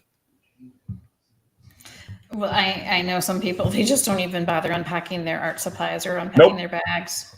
Yeah. Brandon, I'm a little bit behind here. Let me put your comment up there. King of Tulsa is awesome. I will be in Tulsa in January. In January, you got to make sure you get a hold of me because I will take you and show you some shops. I'll take you if you guys can, you know, you get on Facebook, but look up Wizards Asylum in Tulsa. A guy named Jimmy Jarman started that. At one time he had a show called Death Con. It was in Tulsa. It was the second, third, or fourth largest in the United States out of Tulsa. Jimmy Jarman. I mean, he was the big. He still owns it. He just moved on and doing the nutrition thing. He's highly wealthy, and comic books is what put him on the map. And Wizards Asylum. If you're in Tulsa, you've got to go there. It is the best. I've been to a lot of comic shops all over the country. Wizards has them beat hands down. Yeah, unfortunately, in my area, a lot of brick and mortars have closed up even before COVID. So if I want to go to a brick and mortar, it's about an hour drive for me. Well, anybody comes to Tulsa, you go there. It's just wall-to-wall people. They've got everything from miniatures that you paint, gaming, pops, comics. If you can think it and it's collectible, they have it or they can get it. It's there. It's huge. And it's right on the corner of 71st and Mingo. And I'm going to tell you something. That is a happening spot. It is a very happening spot. So not just Wednesdays and Saturdays. It's always jumping. No, it's open every day. And I mean, he does Black Friday. Eat the wall comics. Doesn't matter what he's got on the wall. They're all $5. Back issues are $1. And they've got a line. They did a ticker one year, and I went. And it was so cold that I couldn't feel my fingers for about a week, and I stood there quiet because I wanted some of those $5, you know, and I did get them. They had over 480 or 500 people waiting. They camped out, you know, the night before. Didn't eat Thanksgiving. They were there. Intent. Yeah, I showed up, and I was the guy in the very back. I was like, "Yo, let's open the doors." You know, I was there for 10 minutes and freezing. You had guys that had heaters and, you know, I mean, it was just crazy. They were camped out, you know, in a parking lot. So I did the Army thing. I'm not doing that. I'm not going back to, you know, bivouac and, you know, hanging out in MREs in the parking lot. Did enough of that. Well, you guys are so lucky, you know, I mean, I have to, there's so much I have to do before I can go to a con. You know, I got to go grocery shopping. I got to get all the laundry done. I got to make sure everybody's okay before I can take off and do my drive. I have to admit, I'm a bit envious. I see these guys like at cons like every 2 weeks, and I'm like, how do you get away with this? Aren't your wives mad or something? Well, it's dedication, and I know that. And yeah, I can see your point. I do. But they're the ones, you know, putting the, you know, that's the reason the groceries are getting done and all the bills are getting paid. You know, I talked to a guy that, you know, it's like when I raced motorcycles, you're gone so long, you know, you're thinking, you know, you feel, but you got to understand that you know, you're being gone is providing what necessities they need. So yeah, I see both sides of it. You know, it sucks. You know, a lot of guys, when they see their family, they're like, who's this kid? Oh, he's 3 months older. Oh yeah. You know, and it's kind of one of those deals. So no, I see your point. And, you know, I always tell people it's a woman's world. We're living in it, you know, as guys, you know, we you know, I had blood drawn yesterday and got 2 shots. And the nurse said, you don't care, do you? I don't give a shit. I've had 16 surgeries. You're not going to do something to me that hadn't been done before. And I said, I'm not worried about a needle. No. So there's guys that come in here, big muscled up guys, and they're just shades of white. And I was like, why? And I said, you know, 99% of the women that come in here, they don't even, they don't just, you know, they're tougher than we are. They can carry babies. They can do all this stuff that we can't do. Yeah, it's not a big deal unless they start digging, you know, because I got one good vein and it rolls. I always get prepared. I'm always like, my right arm hit it right there. You know, in the field, we've had to draw our own. So that's what I always tell them at the phlebotomist here. So let me draw my own blood. She goes, no, we can't do that. I'm like, I just want to draw my own. But I did have an instance. Hang on, I'll tell you a quick story. I did have an instance because I used the Cherokees here. I'm Indian. Mm-hmm. So some 2 older ladies were there getting ready to get blood drawn. They were just sitting there and they were just shaking. I was like, what's going on? I said, what are y'all up to? Oh, we're on the list. We're just go ahead and sign the list. And I signed it. They called my name. I knew the person that was drawing my blood. I went to school there. And I said, aren't y'all first? She said, no, we're just trying to get courage. She said, we hate needles. And I was like, well, I don't love them. But I said, so I bowed up and I said, watch this. So I walk in there and she said, are those 2 ladies still out there? I said, yeah. And I didn't say anything while I was going to. She got mad at me after I did it. So I put my arm out there and they wrapped a little thing. And she hit me and I went, oh, as loud as I could. And those ladies were like, they're gone. They turboed, man. I mean, it was crazy. And Jennifer that took my blood, she goes, what the hell is wrong with you? I said, you know, either shit or get off the pot. You know, they're going to do it or they don't. But I let on like, you know, and I did a boat up and I said, I'll be right back. Watch this. And went back there and I tell you what, I squealed like a pig. I did. I was just like, oh, the agony, you know, just no. And so I don't care. That's me. I just don't care. Oh, I put my arm out there and I let them do what they need to do. You know, I mean, I had one phlebotomist say, you know, your veins are the same size as my 3-year-olds, and they had to use a butterfly needle on me. And so, you know, one woman's like, how much water have you drunk today? And, you know, all that stuff. And I remember giving blood at school, you know, when we'd have the blood drives, that, you know, I'd be sitting on the table and they've poked me and I'm dripping. You know, it's slow flowing. Football players come out with all their veins popping out and they get done, you know, they come in and then get done before me. And I'm still sitting there and, you know, trying to give blood. But yeah, I've had, then one guy, he was in the Army, the one girl, she couldn't get me. And she's like, hold on. And then this one guy came and I'm like, wow, you're good. And he's like, well, I worked Army. And he got me first stab. So. Oh, he did. I bet you did. But got your first stab. I like it. No, Dale. He was easy on the eyes. I'll tell you that. Yeah. Well, there you go. That helped. Blood flowing. See. But no, you was talking about, what they say you had veins of Of a 3-year-old. That's Dale. That's not veins. Oh, never mind. But yeah, getting to that point. Poor Dale. He's got 2 belly buttons, but it's okay. We won't talk about that. We will not discuss that. Not on a live, not on a podcast. I can't breathe. Yeah, he can't either half the time. So he's just like, because he's like, he gets disgusted with him. He's like, Doc. No, I love him. I tell you, I give him so much static, but that's another thing with this group. We worry about each other. We've had a lot of things happen here recently, and we're going to dive into more of this stuff here. But everybody has medical issues in this group, and we care about each other. That's one thing I can say about this group. We all check on each other.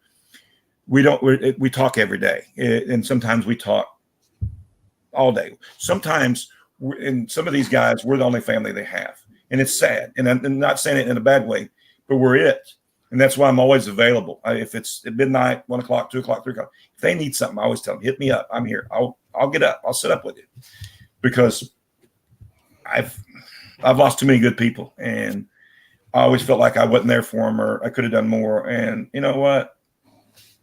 I don't like that shit. So I think friends are just a family that you pick for yourself, Yeah, it is. There are people, I could, throw my brother, whatever, but, other people mean so much to me. They're my family. Well, that's the way this has become. It really has. But no, I just appreciate you bringing me on here. I do. We talked about this for months, and then when you came on, then I was, oh yeah, what about me? Because you'd said something, but it all works out for a reason, and it's all about timing.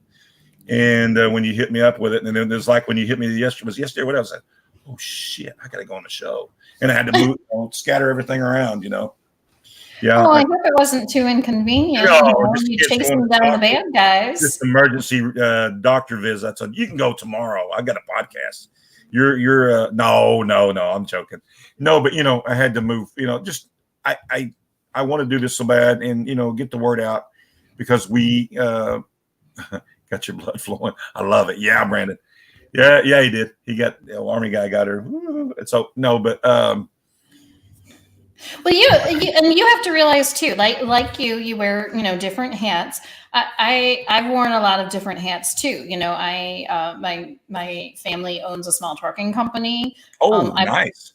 Yep, I've worked Did for you say other trucking trucking or twerking? Trucking. Oh, trucking. okay. Like I said, twerking. Like semis. Oh, you said twerking. I'm sorry. So no, my grandfather was a sexton. He was a grave digger. Yes. And both my grandfather and my father were on the fire department, lived in a very small community. I went to school for nursing. While I was going to school for nursing, I also worked. I worked for a vet, and very similarities, all the medical equipment and stuff. I mean, we hand dipped our x-rays, Yes. The old, yeah. And that's just, I grew up on a farm. So, when everybody was in the worried mode, I had my, ivermectin in the refrigerator. I did. I mean, my dad gave us, oh my God, we had scour pills. He gave us the shots out there at our house, man. That's how I grew up. Oh, you're good. Erythromycin, it's good for cows. Good for you. I mean, you didn't see cows and horses with cancer. You didn't. Yeah. I mean, that's true. They had veins, had different diseases, but, a hoof and mouth with different things. But, you work in that field, I'm real familiar with it. And, we, as kids our age, there was, what we're doing now, there was none of this. And we were outside playing with playing with the Barbie dolls, playing with the Matchbox cars, out eating dirt. Yeah. We eating dirt, eating whatever. And, we got sick, but very rarely. And my grandmother was the old school where when my cousin had chicken pox and we all had it. So everybody, yeah, you take all of the kids and get it over with all at the same time. That's called herd immunity, and it does work. So yes, and you're in that field. I've got family in that field, and that's just you got to get it to get through it, and you get stronger by it. And that's just like it is with this community and stuff and everything. We had hurdles. I think we've accomplished a lot. I think there's a lot that we haven't touched on, and I think we will. I really think that what you got going on and what we've got going on, that cohesive, I think it really resonates with people, and I think they really enjoy seeing us in our natural state. You don't go to the zoo to see, you want to see it in the natural state. That's the reason that people go, and they go see the same crazy animals because they're in their natural state. You put hats and ties and have them blowing bubbles, nobody gives a shit. But when you see them in their natural state, that's the circus. Yeah, that's it. Now if they would, somebody wants to send me money and I blow bubbles and have a little thing going on my head, bring it. I'll do it. I don't care. I don't care. So Bret, on your show, you guys talk about shows, you talk about movies and stuff like that. And recently it's come, in the news that Man of Steel has been canceled. No more Aquaman, and now Wonder Woman. They're getting rid of the Snyderverse. So what's your take on that? I tell you what, I don't know what I don't understand it is one thing. I mean, DC to me, where Marvel, like I said, I have a son named Blade. I do think Blade saved the Marvel universe. I think that movie hands down. But I want DC. This is my deal. I don't think DC's dark enough. That's what I think. Where Marvel kind of goes dark, I don't think DC's dark enough. And I'm kind of weirded out with them doing away with the Snyder stuff. I don't. If you want to ask me if I like it, I don't like it. I don't. I can kind of see where, maybe they don't want to deal with Amber Heard anymore. Jason Momoa wants to, or Momoa. Oh, Mimosas. What am I thinking? You're drunk. Jason Momoa wants to do Lobo. I think they've already made that announcement. He'd be excellent for it. Thomas don't like. Listen, this TRB. This is one of my close friends. Guess what? He don't like nothing. He don't. If you gave him the bottled water, he'd drink it out of the sinks. I don't like that shit. I love Thomas. Huh? Yeah, Thomas is a great guy. Very smart, knowledgeable. This cat knows it. If you want to know something about Snyderverse, ask him. He hates it. Well, I see. So I want to know why. So for me, I just feel bad for Gal Gadot. I just loved her as Wonder Woman. Yes. Yeah, she's very pretty, beautiful woman inside out. Big girl, and she's natural, and it's that's what I was trying to talk about earlier. This Barbie stuff, that's what she played the role, and I loved it. Now the '84 movie, but the first one, and her with the Justice League, I liked it. I really did. This is to keep what do you say? DC can't keep. Yeah, they can't. They just can't. And I think these independent, I'm hoping, we're coming out with another Spawn, hopefully. And some of these independent, things like the cartoons. I love the cartoons. I love the anime. But I want to see some real life production, like you did, what was it, from Dark Horse with Frank Miller, with the 300, with Sin City. I like that stuff. I watch it over and over again. It's like the new Batman they just came out with Pattinson. I love it. I just watched it again the other night. I like that stuff. You know what? I'm so glad I saw that at the big theater, because as a photographer, the landscape, the imagery was just gorgeous. There's this one. It was spot on. It's a movie you got to watch twice to kind of, because I think it was too. People say I didn't like it. I think it was too much for them to take in. I've watched it at least a dozen times. And I see something different every time. And we got to something last night that I want to ask you about. Okay. Do you think that like the Guardians and I'm gonna tell you my arms are just the hair sticking up. Nirvana in that Nirvana song in that movie, it got to you. And the soundtrack from the Guardians got to me because that was my childhood. Mine too. And my mom stole my BTO CD. She's like, "This is my generation." I'm like, "Hey, I bought that." Yeah, and that's I was the 8-track guy waiting for that thing to loop around again back in the day.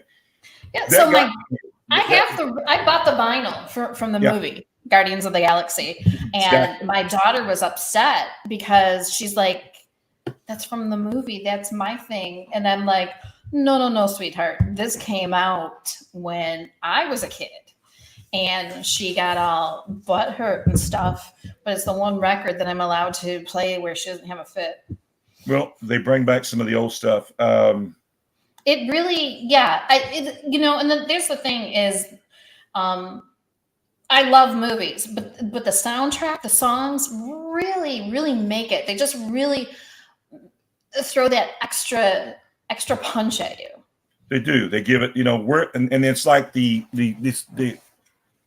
orchestra scenes through certain movies. Would this movie be, if you turn the da off Jaws, it's just a fish, but you knew when you heard that sound that something, and the crescendo, and it got you. It scared you, and that's what I like. I like stuff like that, but I like the emotional side with the Guardians, how it brought you in, because not to go into grave detail, I buried a friend of mine years ago. He's murdered. And, you go into nothing wrong with the church, nothing, the hymns they play, they say, hey, I was in my 20s. They said, he wanted this played. And Pink Floyd, Wish You Were Here. Every time I hear it, my son's got that poster where the guys are shaking hands, the guys on fire. It still gets to me. We'll turn it on and it still gets to me, because that's what it's supposed to do.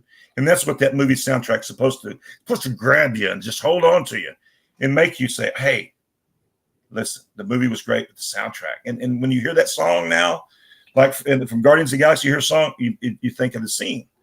And yes. They've got you from both sides.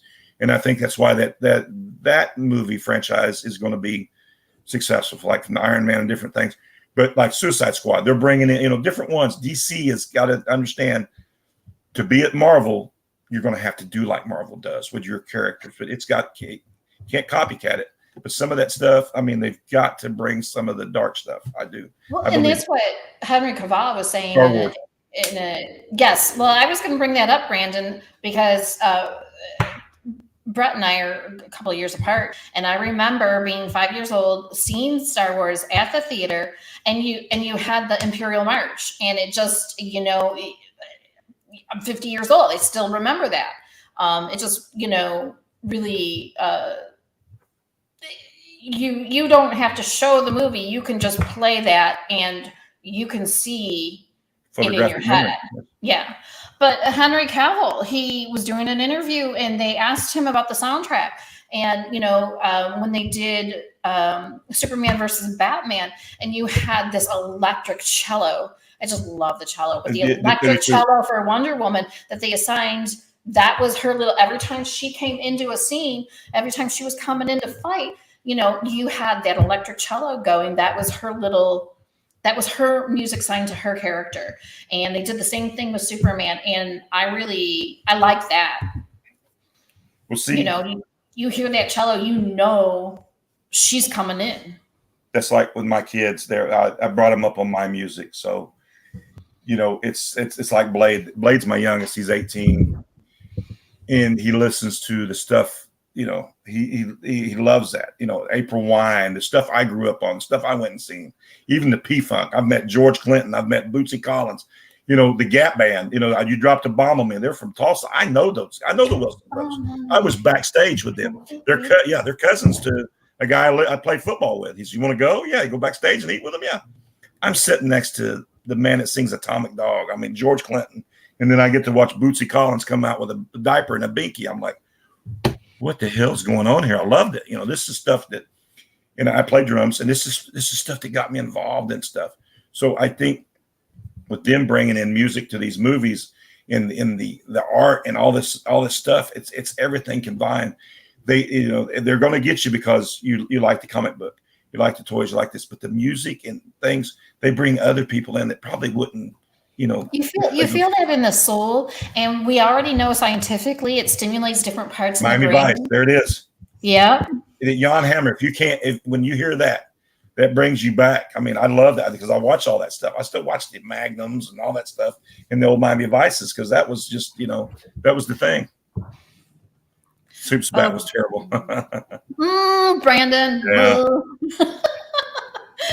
I just, I have to say that, a lot of these movies, I'm just appreciating that they're being made. Yep. But when you've got the, the great sound that, it just adds an extra layer. It's like you want a muffin or you want a cupcake with the frosting.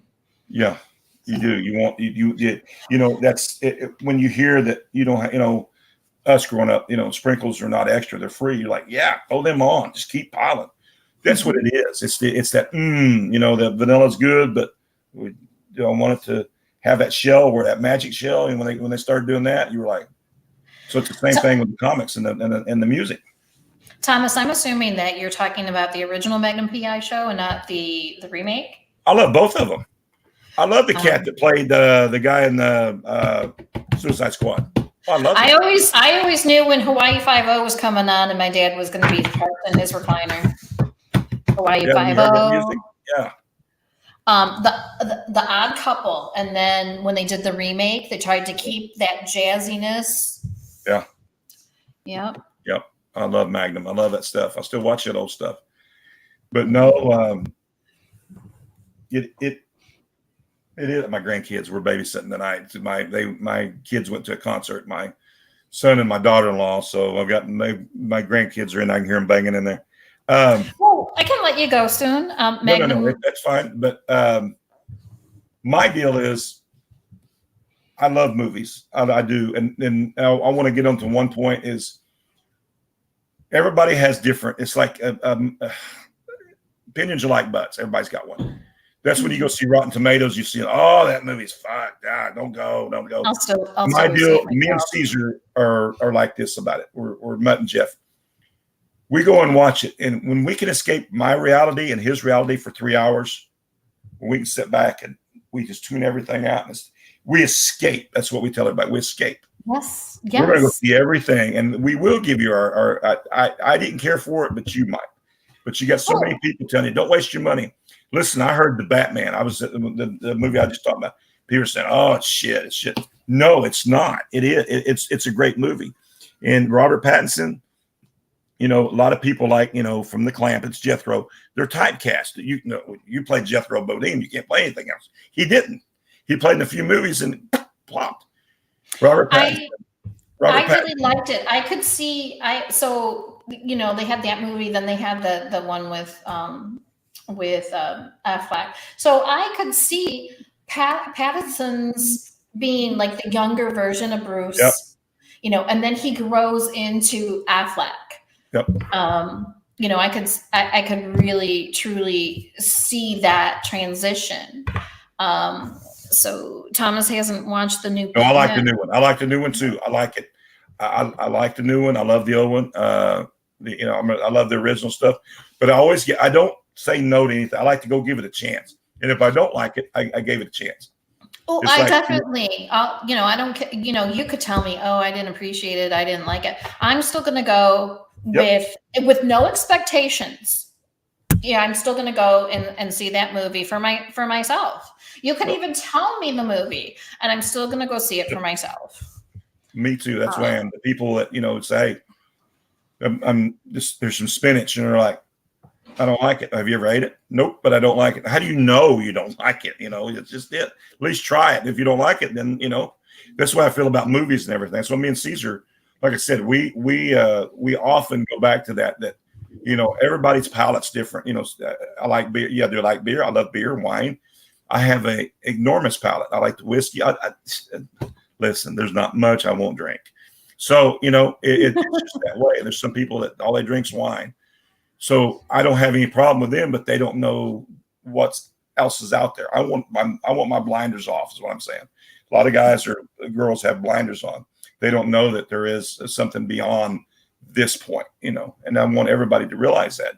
That's why, I don't know if you noticed, I've let my beard grow and my hair grow. I'm like, fuck it. I'm tired of going here and them cutting here, doing this and doing that. You know what I mean? So mine's just as long, or going to be as long as yours eventually. I might not have the eyelashes, but I'll get there. No, I got a white streak growing in. Listen, look at this streak. I've earned it, and I don't mind it. I hit the bottle hard, Bret. I hit the hair dye bottle. Oh, the hair dye. I hit the other bottle. I don't hit the hair dye. I don't. I've I had to go with my mother when I was a kid. Me and my old man. I mean, I was 14 years younger to my next sibling. I was and so go with your mom. So I had to go to the hairdressers, and I was just bored shitless, and I hated that. Excuse my language. That fucking smell of perm and all that shit. So I won't. I've never blow dried. I've never had curl. It's just straight old Indian hair, and it is what it is. I'm not going to color it. I've earned if I don't have it, then I've earned wearing it off. If I've got gray, I've earned that too. So my older daughter is part Cherokee. What's that? Side. My older daughter is part Cherokee on her father's side. Yeah, that's what we are. And Cherokee Nation is there in Tahlequah, where my son plays football at Northeastern State. That's them. They used to be called the Red Men, but because everybody's got to get mad, they're called the Riverhawks now. Did you see what they did with Land O'Lakes butter? They took her off. I mean, that is, but kept the land. But they kept the land. Yeah, But you know what? My dad was full blood. He had a fifth grade education. When he retired, he was making over $200,000 a year. He was a self-made man, and they'd say, "Well, the Trail of Tears, aren't you?" He said, "I wasn't there. I don't know. Don't ask me that. I don't know. We have ancestors on it? Yeah, probably did. They get screwed? Probably. We weren't there. Wasn't us. We live here. We're civilized." He said, "Not that I don't care. I don't want to hear about it." He would bring, food out there, and one guy would always talk about how pork was bad, and he finally told him, he said, "Man, I'm glad you told me that. My grandfather was 103 and my grandmother was 101. Pork finally killed both of them." It's just these people. They take and they take and they take. And we can't say, there's stuff we can't say anymore that we could say 10 years ago or 15 years ago. I liked Archie Bunker. I liked, George Jefferson. I loved the Jeffersons. Two of my favorites. I love to watch George Jefferson. You're moving on up. And I like to hear him talk about the honky. I loved it. I thought that was the greatest thing. They're laughing at me. I love it. You'd look great with her. Oh, who said that? I want to know who said that. God. They give me, listen, I catch all the fucking grief in this group. I am the picked on guy. You're the whipping boy? I'm the whipping boy just because Dale has, never mind. We won't go into his. I won't repeat that again, but it's okay to be itty bitty. It's okay. What's really funny about the character Archie Bunker is that man earned the reputation of being a racist, but he was just playing a character. He was actually a college professor. So then he went to do that night show. In the Heat of the Night. Yes. Trying to make amends for playing such a racist character as Archie Bunker. And so he was really actually he was a college professor. He was a well-educated man. Yeah. Well, Blazing Saddles. I loved it. Oh, one of my favorite movies. I love it. See, I love the movies with Richard Pryor and Gene Wilder. Gene Wilder. I do too. See, I love that stuff. It's humor. I don't want to step on and get political, but when you say, "Oh, they're just taking where Matt, they're just taking that much," no, they're not. They're taking every fucking thing. You give them an inch, the old saying, they'll take a mile. That's right. The censorship shit is just driving me fucking nuts. And I don't want to hurt nobody's feeling. If you want to be considered an it, that's what you do behind closed doors, but don't force me. I don't force me on you. Don't force you on me. That's just me. I'm old school. Well, when you talk about respect, it has to go back both ways. When people say I'm offended, they're saying you need to respect me, even though I don't respect you. They're not exactly. Saying, and I'm glad to hear somebody agree. Yes, mm-hmm. It is. It's about respect. It's mutual. They drop the word. They go to respect. They forget it was mutual respect. Now it's all about I and me. And like I, from early age playing ball, my kid's playing now. My son, this kid, he's going pro. And like I told him, there's no I in team. When he was in high school, state champions, but this cat, they wasn't winning. These other schools were saying, other high schools, come here. And I said, you don't jump ship and leave your guys to go to a winning team to make yourself look. You stay there and you weather the storm. When the colleges came, you know what they said? We like him because his tenacity, because he didn't just jump ship like some of these other cats did. I said, no, I don't do that. He's not going to do it. Right, because a good scout's going to see the potential, to see the ability, see the moves that he's making. He's making all the right moves, but this guy's not defending him properly, or the other team just was a little bit quicker or whatever. Yeah. Just watched 48 Hours the other 48 day. Hours. I love it. And Nick Nolte and Eddie Murphy, love that stuff. See, I love Dave Chappelle. I miss Charlie. When Charlie Murphy died, piece of me died, because he was one of my favorite comedians. I loved him. And if you guys can get on TikTok, watch Jim Brewer and his, oh man, this stuff. But they're slowly, this censorship stuff. And, these people, and my kids even, about big new giant TV. And, that TV, I was Best Buy for Business. I can tell you, I went around everywhere. That TV I bought was $4,000 here not too long ago. You had a payment plan. People signed up for credit. That's why you had a Best Buy credit card. I'm telling people, I remember when I said something about TV repairman, and one of my kids was like, "What's a TV repairman? What's that?" I was like, "Oh my God, here we go." I said, "We're a throwaway society. We didn't use those stuff away." I mean, but that's the way they're making. I mean, look at the electronics. A laptop. You're lucky if you're going to get 5 years. And sure, laugh a little. Council country will be the death of us.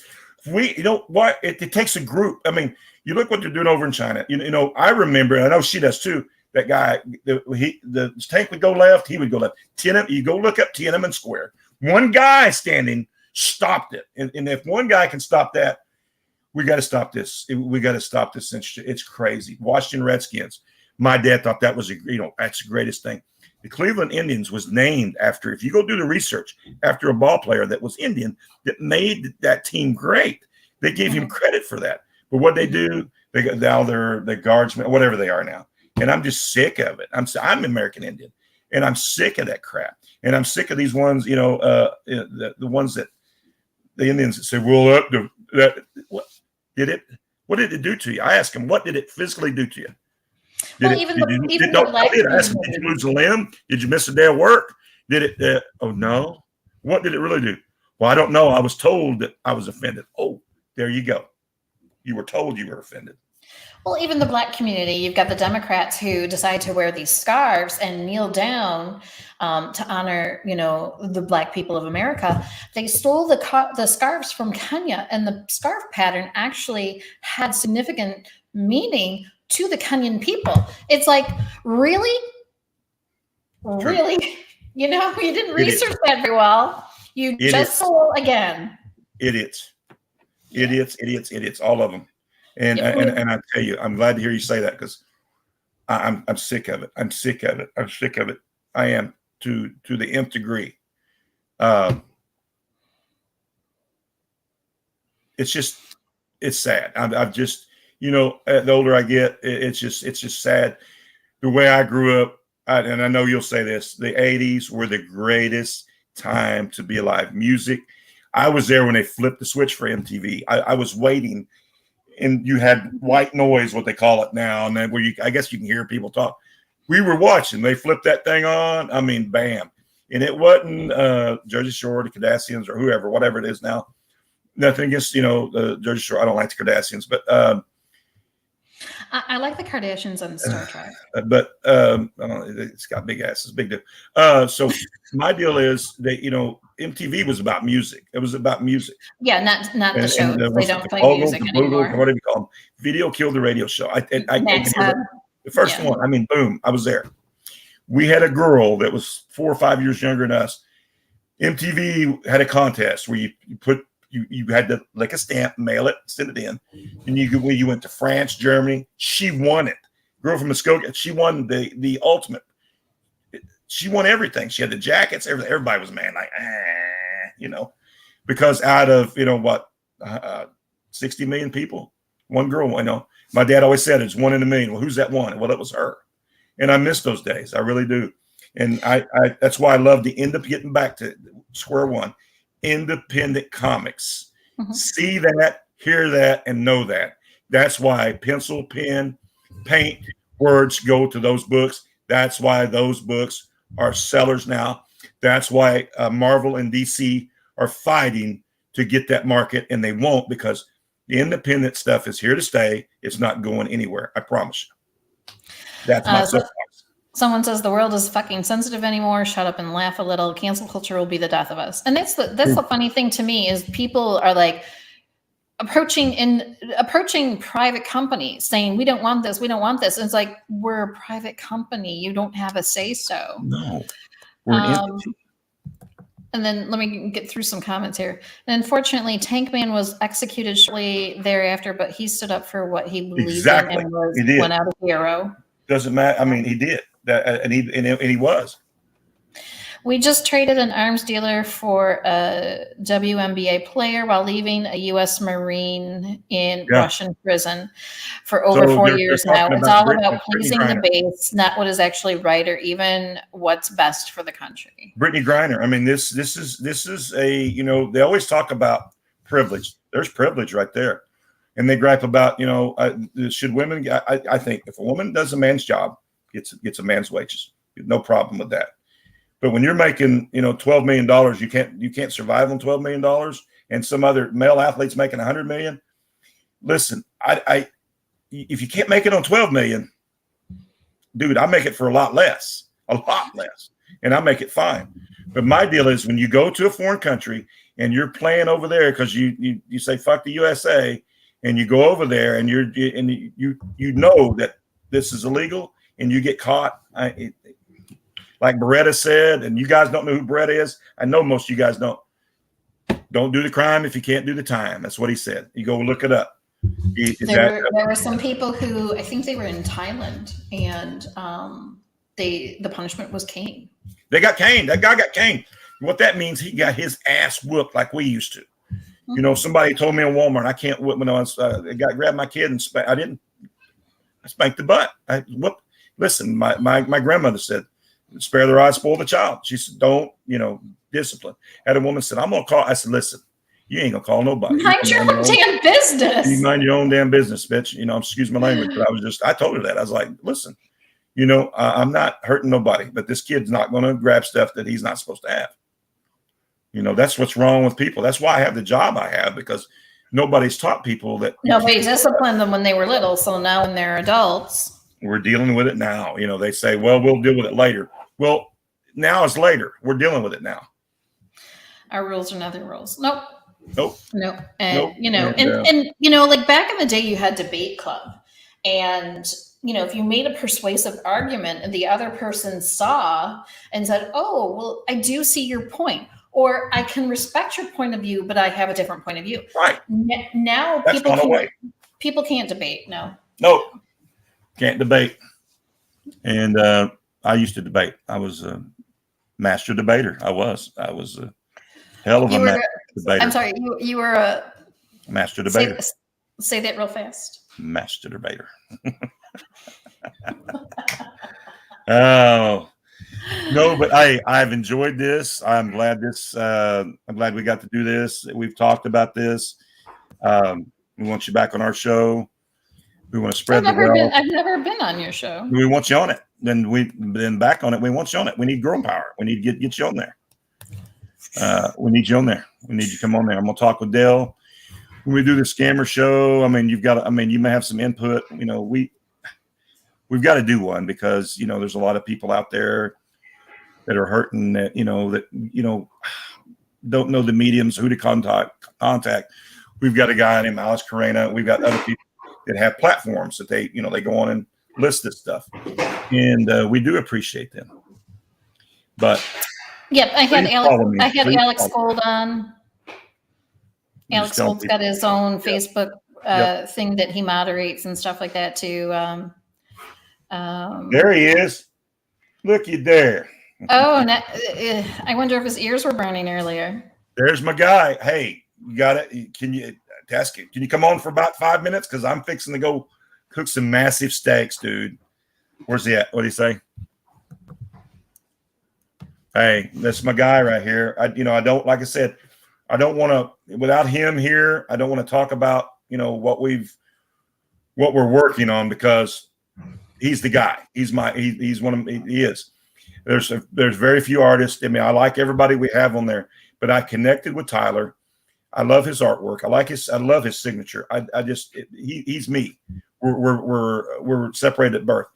That's why I'm collaborating with him. And when I'm not going to show or mention, names of anything until he's here with me, or he can come on and say, this is what we're working on. And yes, people can get involved. He said, anybody, and it's not just exclusive to me. So if anybody wants to jump in, he's the boss, because we may be a team, but he's the boss. And I would love to have him. I don't know. Maybe my money's not good enough for him. Oh, hell. That's my dude, man. He is my dude. But, he's got a rough job too. People got to understand that everybody, but there's certain things that certain individuals are needed to be in that position. He is that guy for that job. I couldn't do it. I wouldn't do it. I couldn't. I'll just go ahead and admit it. That wasn't the, I didn't want to do geriatrics, but I ended up going into geriatrics. I sent the link. Check your messenger box, dude. All right. So yeah, hospice isn't something I can do. I've lost patients, and it's very hard. I do home health care. Enjoy a really good rapport and being able to work one-on-one.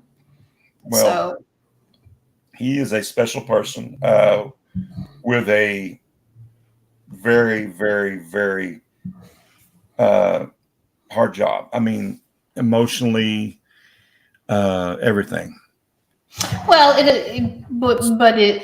for a person who chooses that, I did send it to him in Messenger. You're in the truck. We got you the link, so get your sorry ass on here. Yeah. No, but we kind of, me and him through this group, that's how we met, and we've talked more lately. I hadn't talked to him in a while. He's but talented. Oh my God, I love them all. But this cat, I don't know. Me and him just kind of hit it off, and he's just like a long lost brother, And that's why I am with my guys in my group, and we all love him. And I love him when he comes in and tweaks people. I love when Tyler comes. I'm famous for that. He's famous for it. So we we're tweakers. Yeah. Okay. I said it. We're tweakers. Well, you know me, and I'll come in and I'll just say shit back, with my mouth. Yeah. And Dale needs that. I don't think Dale can handle it. That's why you probably haven't been on, because his wife, Tabby, she is the boss. Tabitha is the boss. No, Caesar told me I didn't have a big enough reveal, and so next time when I have something to reveal, then I can come on the show. Well, Caesar's got to be careful with wanting you to reveal things. Caesar, look at here! Whoa! Well, never mind. Oh no! I'm adding him. There we go. I'm about to. I'm trying to link up to my car right now so that I can get some audio, man, because my audio is really low with StreamYard. Yeah, you suck. Yeah, it's sounding good. Look at him. Not on my end. One of those. Remember those dolls that had the little pink thing? Look at him. Well, so if you want to talk about what you guys are doing, unless Tyler just wants to talk shit and smoke up the ass. Well, I'll talk a little bit of shit, but if I'm over speaking, I can't hear you guys at all because my volume's so low. But let me see here. Maybe I can change this real quick. He does this every time. He swears he can't hear shit, and he hears everything. Well, because he's older than us. He's all gray already. Yeah, he's like 60 years old. People don't know it. Look at him. Say anything? Yeah, born in 54. Go ahead, Tyler.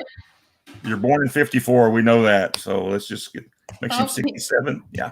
He went away. I don't know what his deal was. Well, he's challenged. We know that. But it's just part of his MO. I mean, it's what makes it, I guess, appealing. I don't know if you call it appealing. Oh, there he is. Got You hear the blessing? Can you hear now? Yeah. Yeah, I can hear now. I had to put the Bluetooth audio through on my cell phone in order to hear it all. Hang on. So through my truck. But yeah, you're good. There you go. Nice. Nice. So yeah, so like this latest kick, they ran the Kickstarter, and then we're doing an exclusive after they go to. Well, like he told me, payments due like as soon as he goes to print. So I think that we're about a week. You got to say who he is. Who's he? Chris Hayes. We're working with me and the Toddfather, working with Chris Hayes and his group that put out "Don't Pay the Ferryman." Yeah. So we're doing their new cover, which is Ferryman Tales, Shades of Death, I think is what it's called. So it's a spin with the ferryman. It goes along with the story still. It's a ferryman cover. It's an exclusive that me and Toddfather are putting out. I asked a couple times if some different shops and stuff wanted to join up. Unfortunately, I think the exclusive game is made a lot of people afraid of it. A lot of shoddy arts out there. A lot of people aren't making their money back off printing exclusives. Some people are overpricing their exclusives. There's a whole exclusive thing out there. So like if the art or the story or something about the book is shoddy or doesn't work, people tend to stray away from it. And a lot of these different retailers that are trying to make a few bucks off some of the up and coming artists are getting burned. They're not able to actually sell their product or barely make their money back. So I'm kind of taking that out of the hands of most people for that, and then allowing just about anybody that wants to get in on it an opportunity. But it seems like this time, to be honest, it's more of a proof of concept thing. People want to see if the exclusive game would even work, and they're kind of just steering away from it. So I was offering up a deal where people could buy in at cost and, pay a mild art fee just to kind of help everything out. Instead, me and Toddfather are working on this one. Yeah. And can you, you're the mastermind. Can you explain to her the cover and the name of the book and everything? I wanted you in here. I'm part, but you're the boss. So I wanted you here. Sure. He's the talent. He is the talent. And talent. He's sounds like a porn star.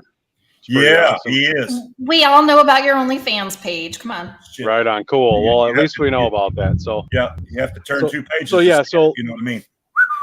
So go ahead. So long story short, Ferryman Tales. Yeah, the it's Ferryman Tales, Shades of Darkness, and it's written by Chris Hayes, letters by McLean. I think that there's a couple other people that contributed to the book, and I hate to like mess things up. I don't have the reference material right in front of me. But the actual cover art for it hasn't been revealed, with the exception of a few people that might have been interested in joining up. They got a preview of it to kind of see what it was about. Everybody thought it was badass, but yeah, for whatever reason, people steered out. They didn't have the money. They didn't have the ability to do things with it, or maybe I don't know. Maybe they had too many exclusives. Well, anyways, I'll buy my stuff. I'll sell my stuff. I think I have enough people out there that will buy it. I'll grow with whoever wants to jump in on it. This is kind of how it happens. But well, go ahead. Heather had mentioned, I don't know, Heather, it's up to you. Like I said, me and Todd have talked about this. Do you want this exclusive just with your name, me and you? I said, no. It's one of those deals. He's kind of like me. We like to have everybody on board that wants to be on board. The more, the merrier. It's exposure. And how do you get exposure? Well, you put your name out there. How do you get your name out there? Well, you chip in, you help. And, Tyler can't do it all, and I can't, do it all. So, I mean, we will, and we probably have to. We will. But we will. We will. And then when it comes out, everybody's going to go, oh, and we'll say, well, here you are. This is what we do. Tyler needs to be careful about exposure, though, because, you can get arrested for that. Oh, no, I can get us out. I can bond us out. He can't help it.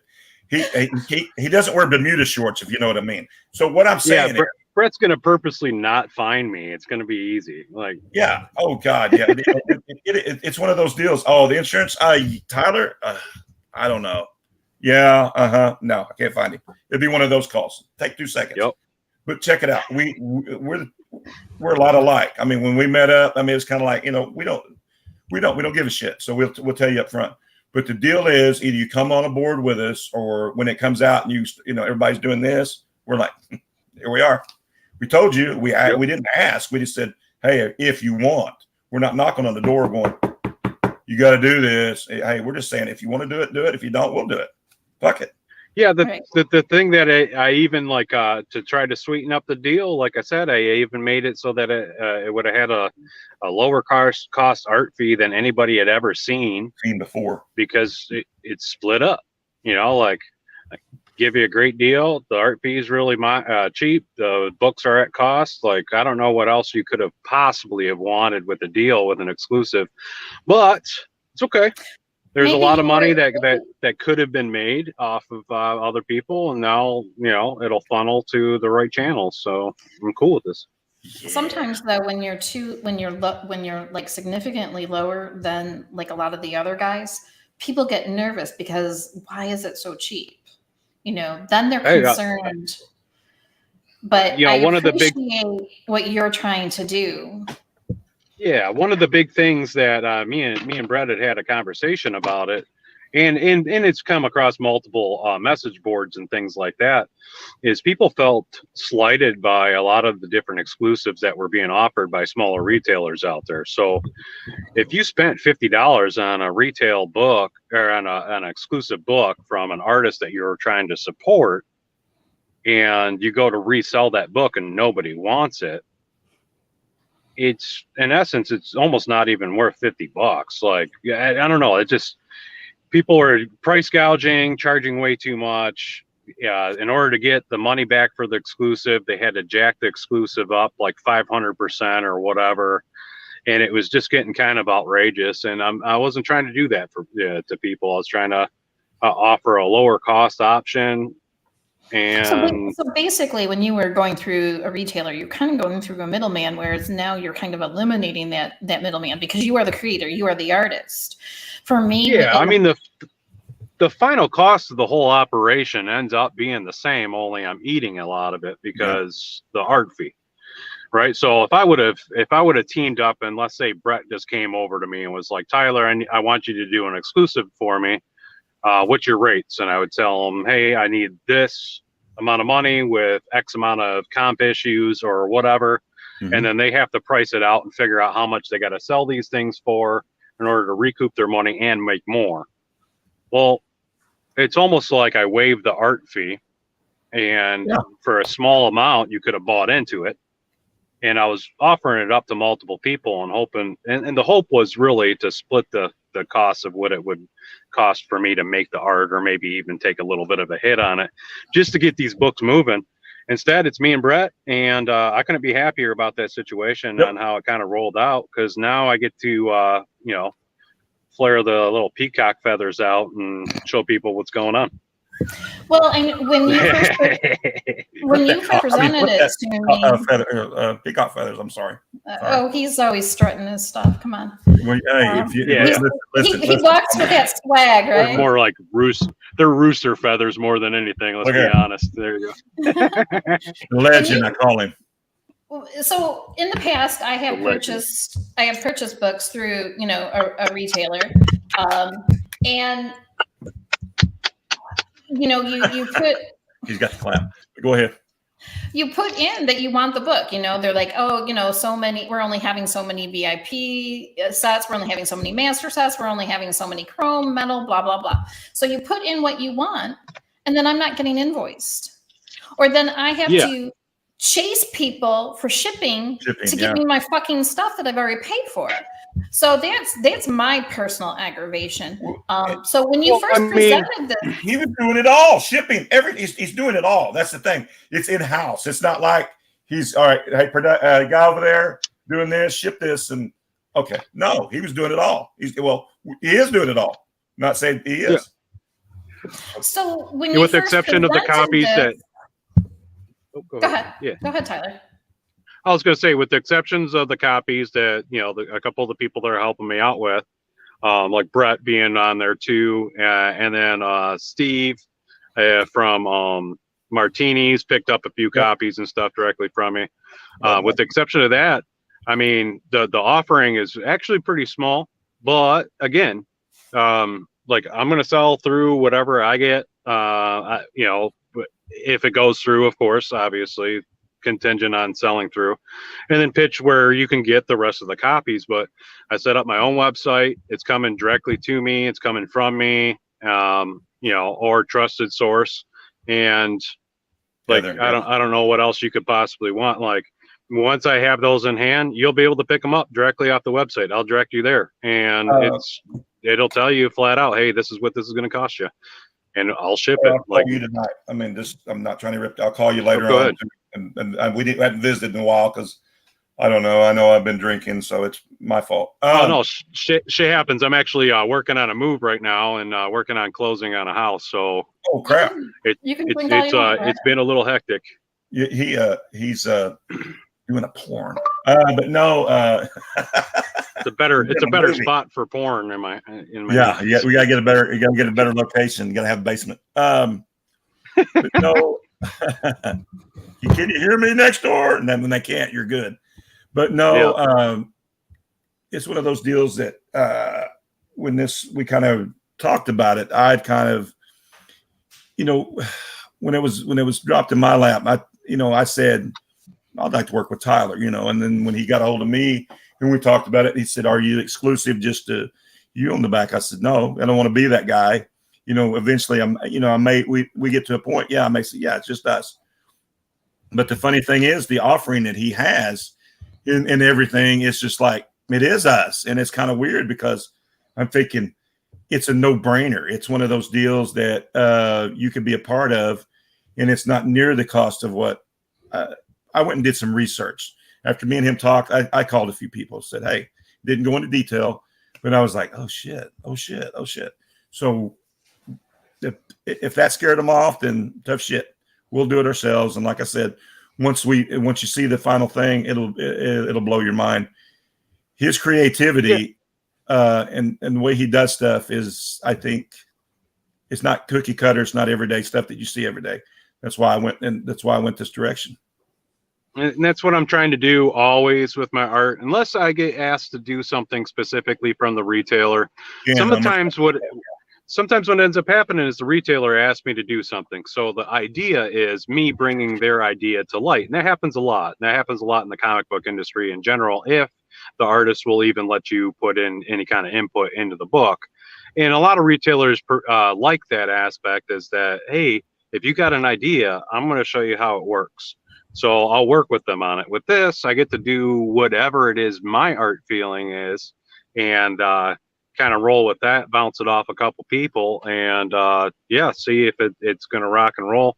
I think that this artwork that I put out for this next book is some of the best artwork that I've put out. It was just me being free about it. That's like where some of the beauty comes from. There's nothing forced. It's just me being me, putting my little spin on what I see in that story. So it's going to be different than everybody else's stuff out there. How many dick remarks are you doing then? Oh, as many as people want. I mean, I'll put a little package option on there. No pun intended on that. Yeah, little package. I mean, he'll put a package out there. I mean, little. Yeah, I'll put a little package deal together for people. When you first talked about it, it seems to me that it was like already like a signed, done deal that you had for investors, and so that's what I thought you were going with, is that it was a done deal. And at first, the very first thing that had happened was there was multiple people wanting to get in, and those people still want to get in. They just couldn't. Like, if you don't have money to put up for a product, then you know, there's no way to buy in on an exclusive. There's just no way to do it. There isn't. So No. like if you're broke, the holidays, I get it. Yeah. Just like sales all around on comic books and collectibles in general are down and significantly. Yeah. They're not COVID numbers that we're throwing up for comics and collectibles. No. So that all has to be taken into consideration too when you're putting out a print run. So if you're putting out a print run of 500, you better damn well sell 500 books, because if you can't do that on a regular basis before COVID, you ain't doing it now. So you have a little bit of delay because you got a personal move thing going on. So no, the book this book is not delayed on my end at all. So okay. What is happening is the Kickstarter first and foremost has to close. Has to come true. Yeah. This book ran through Kickstarter. It had I think there was 7 different artists that you can pick up the copy of their books through Kickstarter. And then and it might still be running at the moment. I'm not sure. I haven't seen a whole lot of advertisement, but it is through chartercomics.com. I'm sure people can look that up, check them out. Well, it's on Kickstarter. It was, if it's not still up. So okay, well, what's the name? Let me look. Charter Comics is who's putting this out. Okay. So it's if you go to Charter Comics page, you should be able to see the Don't Pay or the Ferryman Tales Shades of Death on there. Ferryman Tales. Yep. So there's like, I think there's 7 different artists. There's a bonus cover that was just dropped not too long ago. That has to close out first, and then at the time that one's going to print, that's when I get to send mine to print as well. So they haven't printed those books yet, and he told me to wait like 2 weeks. So the 2-week waiting period is what we're waiting on, and then we're going to go to print at the same time all the Kickstarters are printing, and then I'll have the exclusive in hand. When I have the exclusive in hand, we're going to ship them out. I'm going to make sure I'm not ahead of Bret or Steve, and then we're going to drop it live and then go from there as far as what the package deals are, what they consist of, what you can pick up with that, you know, how much it is, shipping, all that stuff. All the good stuff. I'm not. It's not pulling up. It's not. It may not be on Kickstarter, but what was the Ferryman? What was it again, Tyler? It's Ferryman Tales, and then the subtitle or whatever is Shades of Death. Shades of Death. Yeah. So I'm not able to browse at the same time as this is going on. Sorry, guys. Can you get your messages though? Your private. Yeah. Okay, just you don't have to say anything, but yeah. Okay, here we go. It's pulled up. So that's one. Well, I mean, another thing is like I don't want to be.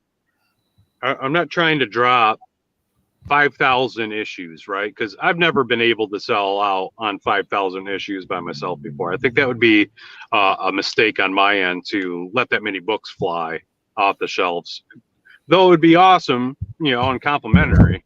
I don't know unless, you know, like, I don't know, like I don't even think Scorpion Comics is a thing anymore, but if somebody big picked it up, maybe they can burn through a bunch of copies like that. But the most I think I've ever done on a print run and sold out of completely was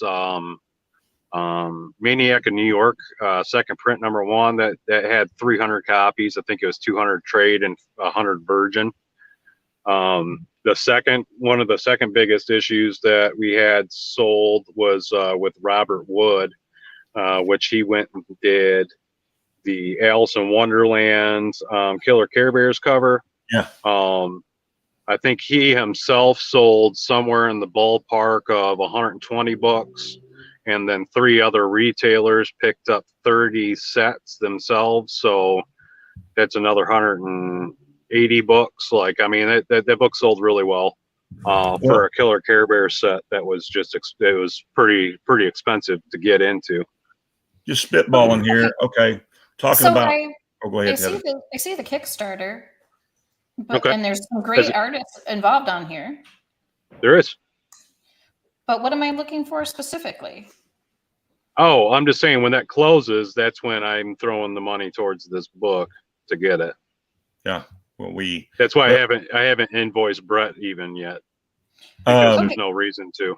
There's no payment that's been put down. Tyler, what I was going to ask you, we're talking about major people. What about Sean up there in Indianapolis? Have you talked with him or run anything by him? I know, you go up, you guys, I know you signed books and did some Venom stuff, and you've done some exclusive. Sean? Yeah, Comics Elite. Oh, I'm sorry. My contact through Comics Elite is Ernie. Well, with Evil Ernie, I'm good friends with him and Matt and those guys. But I mean, I don't know Sean myself. Well, I mean, what have you run? Have you talked to Ernie about it, or? I could have. After I got the couple of the first guys, I wasn't really trying to push that hard, to be honest with you. Okay, well, if the first and initial book has to be a little bit more exclusive than the second one, third one, fourth one, I think people will dig that, and I don't think it'll be a bad gig. Right? I think it'll just drive the price of that first issue. It looks like the Kickstarter's not done yet. No. Yeah. That's what I was kind of saying. No, that's what he's saying. Once it's done, that's when shit hits the fan. That's when we all. Yeah, that's when I get to throw my money at you and say, okay, here's the books that I wanted, and cool. So no invoice or anything's been paid. He asked me to wait a couple weeks from the time he sent it to me. After that happens, then I'll get those books and stuff in the mail relatively quickly, I would assume. But yeah, we're gonna have virgin trade, metal, foil. It'll be cool. The whole nine. I mean, he's I'm telling you, it's an awesome project. What you're seeing there, Heather, I think you would understand that. It's something that I'm shocked about a lot of things, and I'm like him, shocked with my job. I'm always shocked, but I'm just in this. I'm like, no brainer. It's kind of a cool deal. You've seen it, so you see what what it's about. So, please, you know how many OAs I have of his? Oh, I know, but well, Tyler's the man. He's my hero. Oh, you're gonna have me. I got that song in my head. Who? The Tyler song?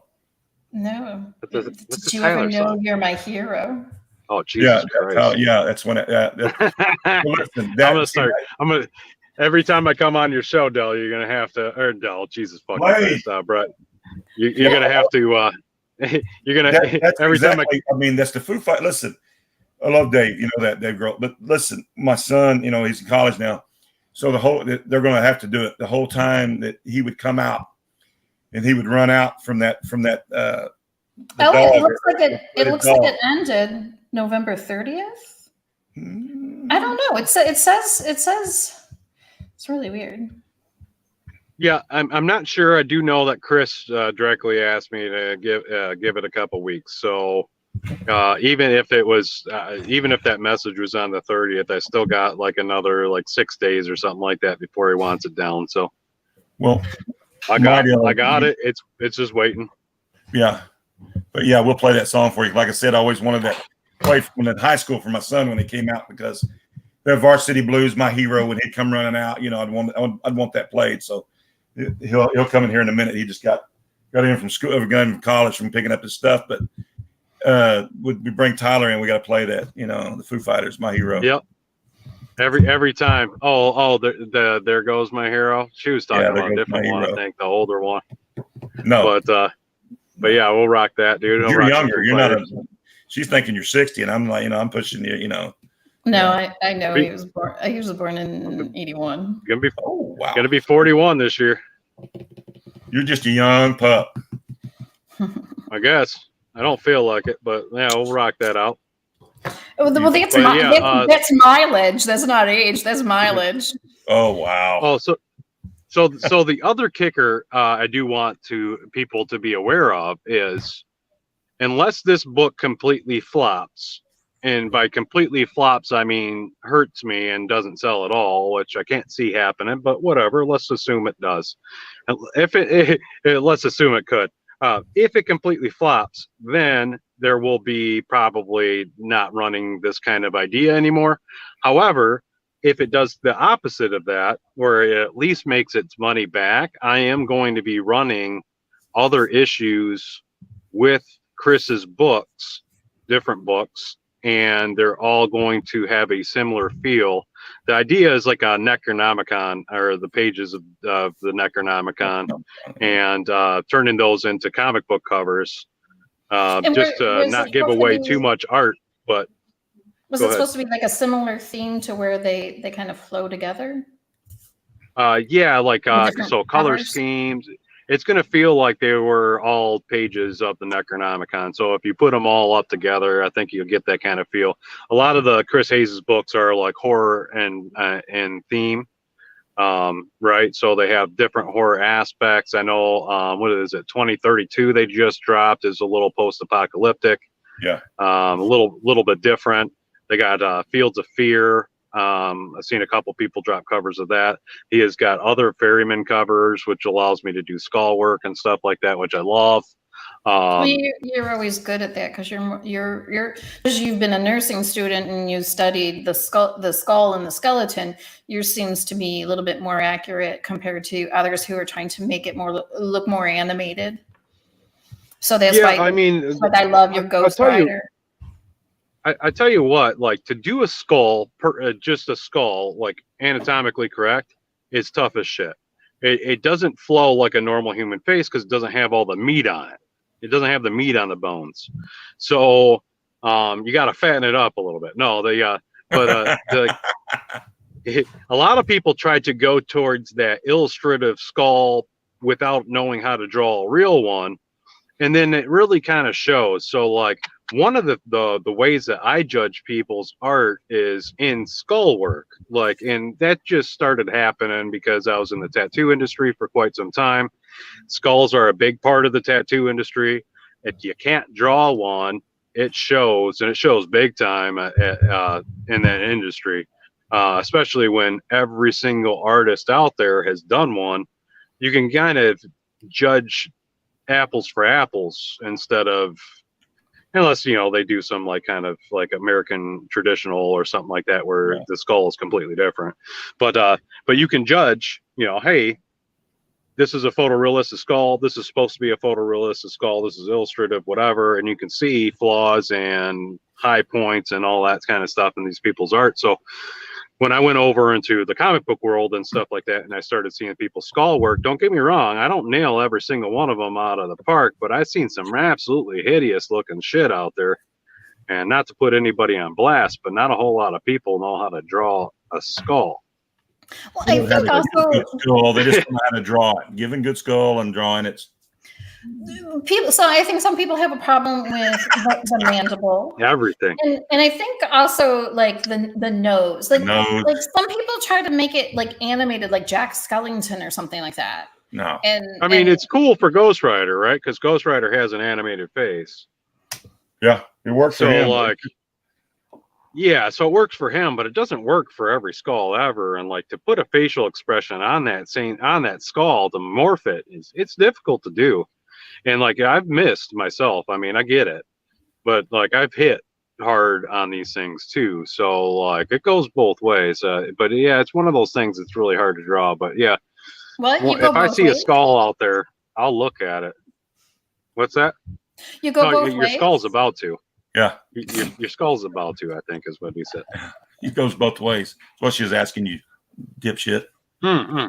He said it both ways. Yeah. Okay. Is it still Pride Month? Did I miss something? Still exit only. Exit only. Pride Month's in June. Isn't that right, Todd? I said, is it still Pride Month? Did I miss something? But yeah. I mean, I don't think you should just. Yes. I don't think you should just shut it down just because Heather says so. Oh, Jesus. well. I didn't say that. You do you. I want the gloves to come off. Yes, come on. What you want me to? The host of the show said Pride Month's over. Everybody, sorry. I did not say it. You're putting words in my mouth. I did not say that. Hold on a minute. Hang on. Got that cough again. You're inspiring, Bret. Go, Tyler. But yeah, I just got a cough here. That's my homeboy right there. He knows it. No, we, through this deal, like we keep talking before I let you guys go, this deal that we forged on this, and we did this where Tyler came in and all these other artists came in.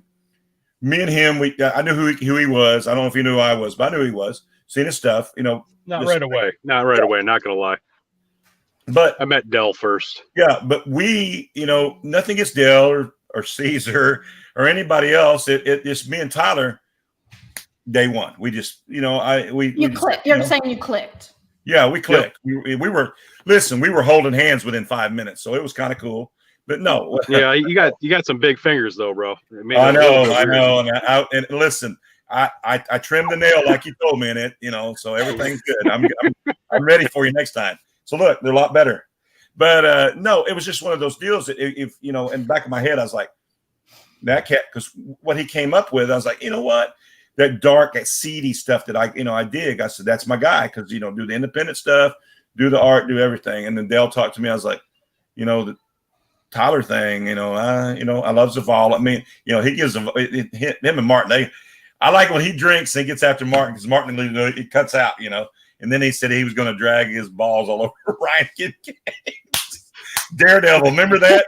Ryan was on, and I kept hitting Ryan up. I was like, Ryan, Tyler's here, everybody, Martin's in here, everybody's giving you shit. And he said, I'm in a bar. He said, I hear him say, he did. He told somebody, hold his beer. Oh my God. To get on the phone. Who the hell's talking about me? And it got quiet. I was like, these guys. Brett's pointing fingers. I said, Kincaid, there they are. And when he was doing his stuff, Tyler's like, yes. I remember when you guys had those yeah. You had those. I told him I was going to buy it just so I could drag my balls across it. Yeah, he told me. I remember that. The Kansas City Flash. He told him, he said, Flash, I'll just buy it, just drag my balls across. I was like, yes. And Kincaid I was said, going to too. God. Well, many people don't know about the secret ingredient that Tyler uses in his Martha Stewart paint. Well, yeah. He's mentioned it on a live stream before. Yeah, Martha Stewart glow in the dark. Yeah. I'll put that on the finger next time. Woo! But no. So people don't know glow that. Bug for you. Tyler puts a little bit of himself in everything. You got to check for DNA. Yeah. Yeah, don't swab that book. Yeah, he had to show me his paperwork first and like, can I see your paperwork? No, but no. I thought he was joking on the page 3 remarks. I really thought he was joking. I didn't realize he actually did do that. So I get a book back from a Kickstarter. Josh Nealis's Kickstarter, Turkey Sharks. Yeah. I'm like, oh my God, he really did. But he didn't just do page 3. So he put a dick on it, didn't he? He put several. Lots of dicks. Lots of them. See, he's famous for that. So I took it to grading services at Monroe Pop Fest, and Tyler can't wait to see the notes that come back regarding that book. Yeah, I want to see the grader notes on that motherfucker, dude. It's got like 13 dick remarks in there. Yeah. Somebody asked me, is in real life, is Tyler a dick? I said, go to page 3. That's the joke. Did you tell me? Go to page 3 and then tell me. And so. But Bret, all those dick remarks, they're self-portraits. He's tracing. He's on page 4 and 5 now. Now we're on 6.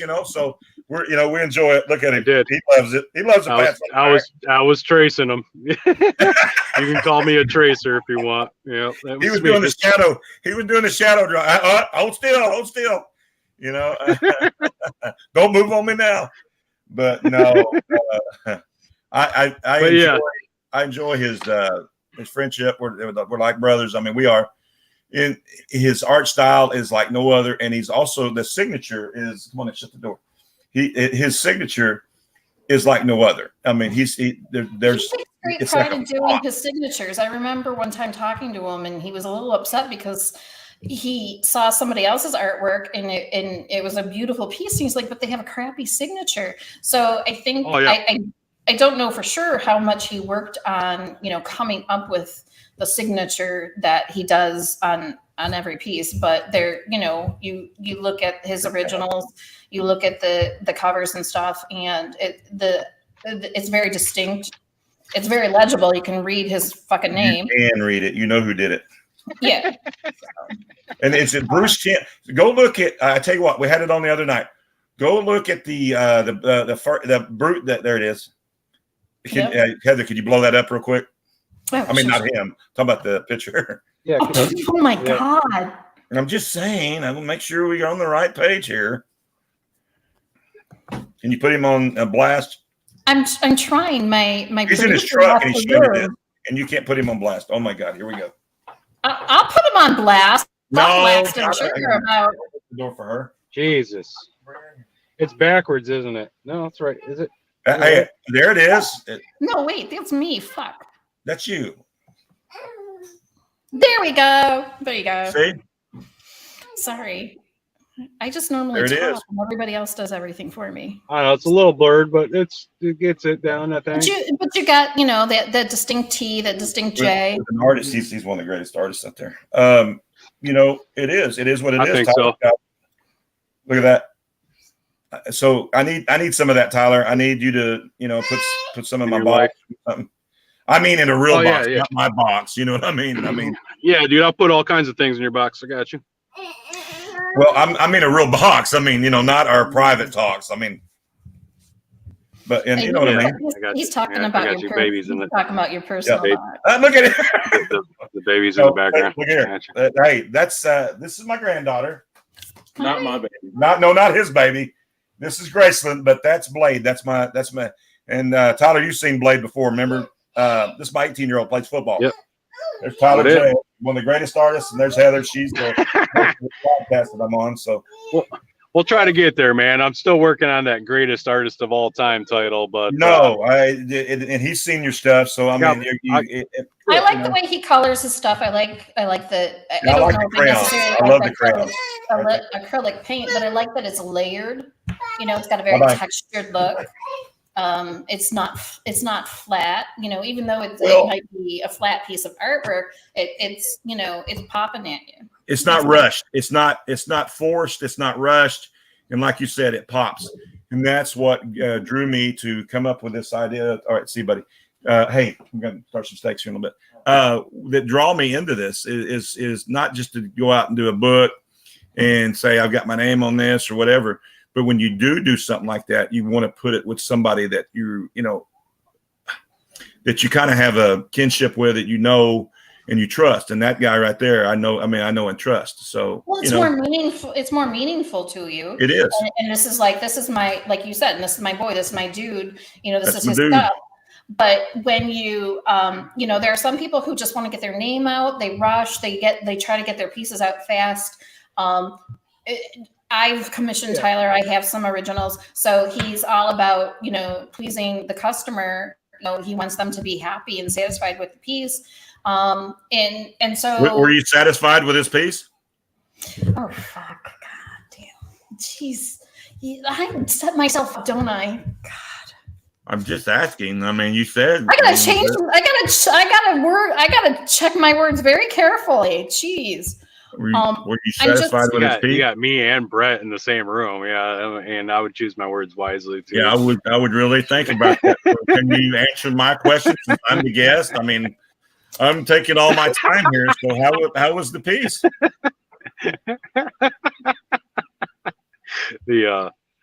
That's funny. My lobster red yet? Jesus Christ. It's like a lobster. What was you saying? What? I can't. I'm embarrassed. Am I lobster red? I thought you meant he's kind of, you know, all hands, you know. Yeah. So, I don't know. You know. He's all claw hand and shit at me. Yeah.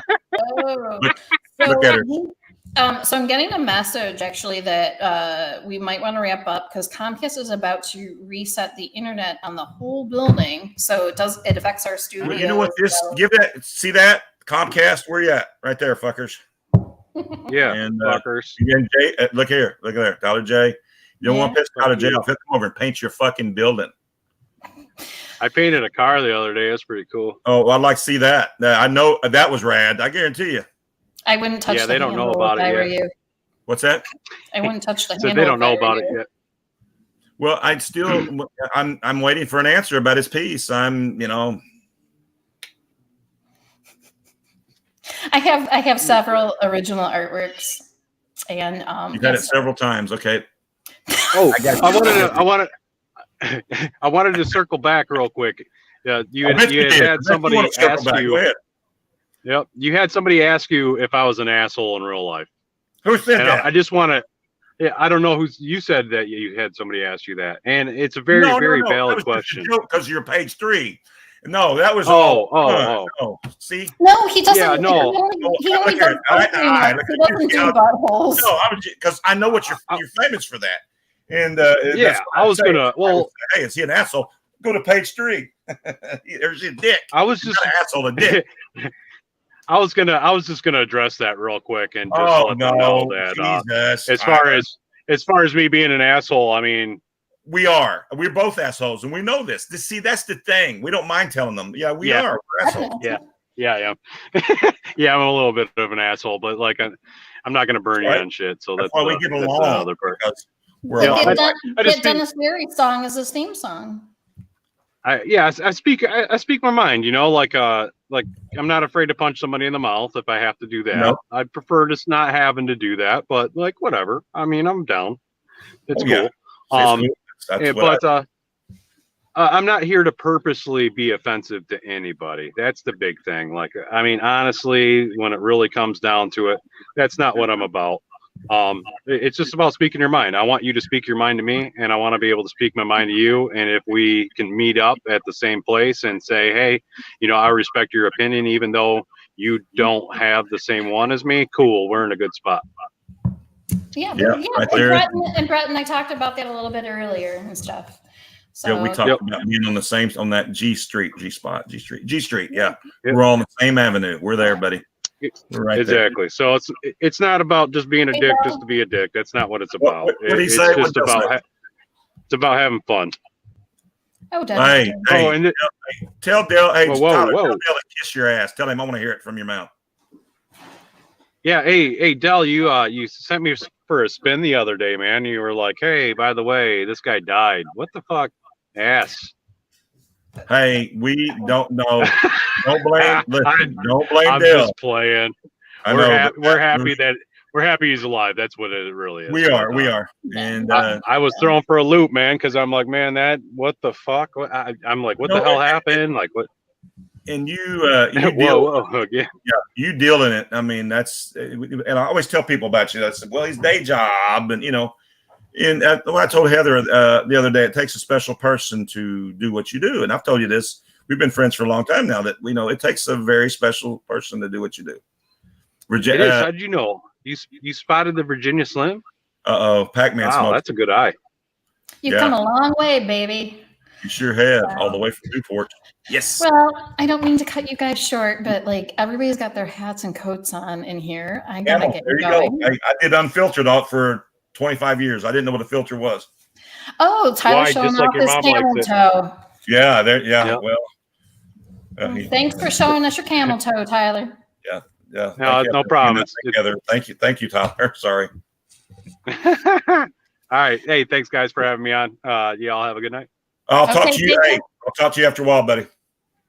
All right, sounds good. All right, see you, Tyler. Hey, Heather, tell you folks. I mean, everybody that go follow the long box here. You guys, great show. I love this. Let's do it again. Hey, look, I love talking with you. It was great. Listen, we've got almost 3 hours in, so thanks to Dale, thanks to Comic Fanzine, thanks to our group. I don't want to promote me. I want to promote our group. I mean, I'm part of it. We got Caesar, like I said, we got Dale, me, Caesar, Scuba Steve, from Ben to Pac-Man to Matt, the original, Boogie. We got the whole group, our original group, the core group. We still got some out there, Jordan, and like I said, but there's there's just a few of us that come on that are on weekly. We still got our guys that are in the back rooms that we need if we pull them in. So I want to thank them. Derek out of Florida. I mean, he's come in and helped us out a lot. He's funny. He gets some he gets them riled up, but we like it. We like to have people riled up. But I want to thank you for it's having me all, on. it's all in fun. It's all in good fun. If they got Good into it. time. It's good time. Derek. It's D-Rock Comics. He's funny as shit. But I just want to thank you for taking time out and working around my schedule. Sure. And I want to thank you for bringing me on. And like I said, getting on the vent about a few things and push our podcast. So that's it. I'm done. Okay. All right. We'll catch up with you later. Thank you so much, Bret. Thank you. And remember, I sent you a message. Follow up.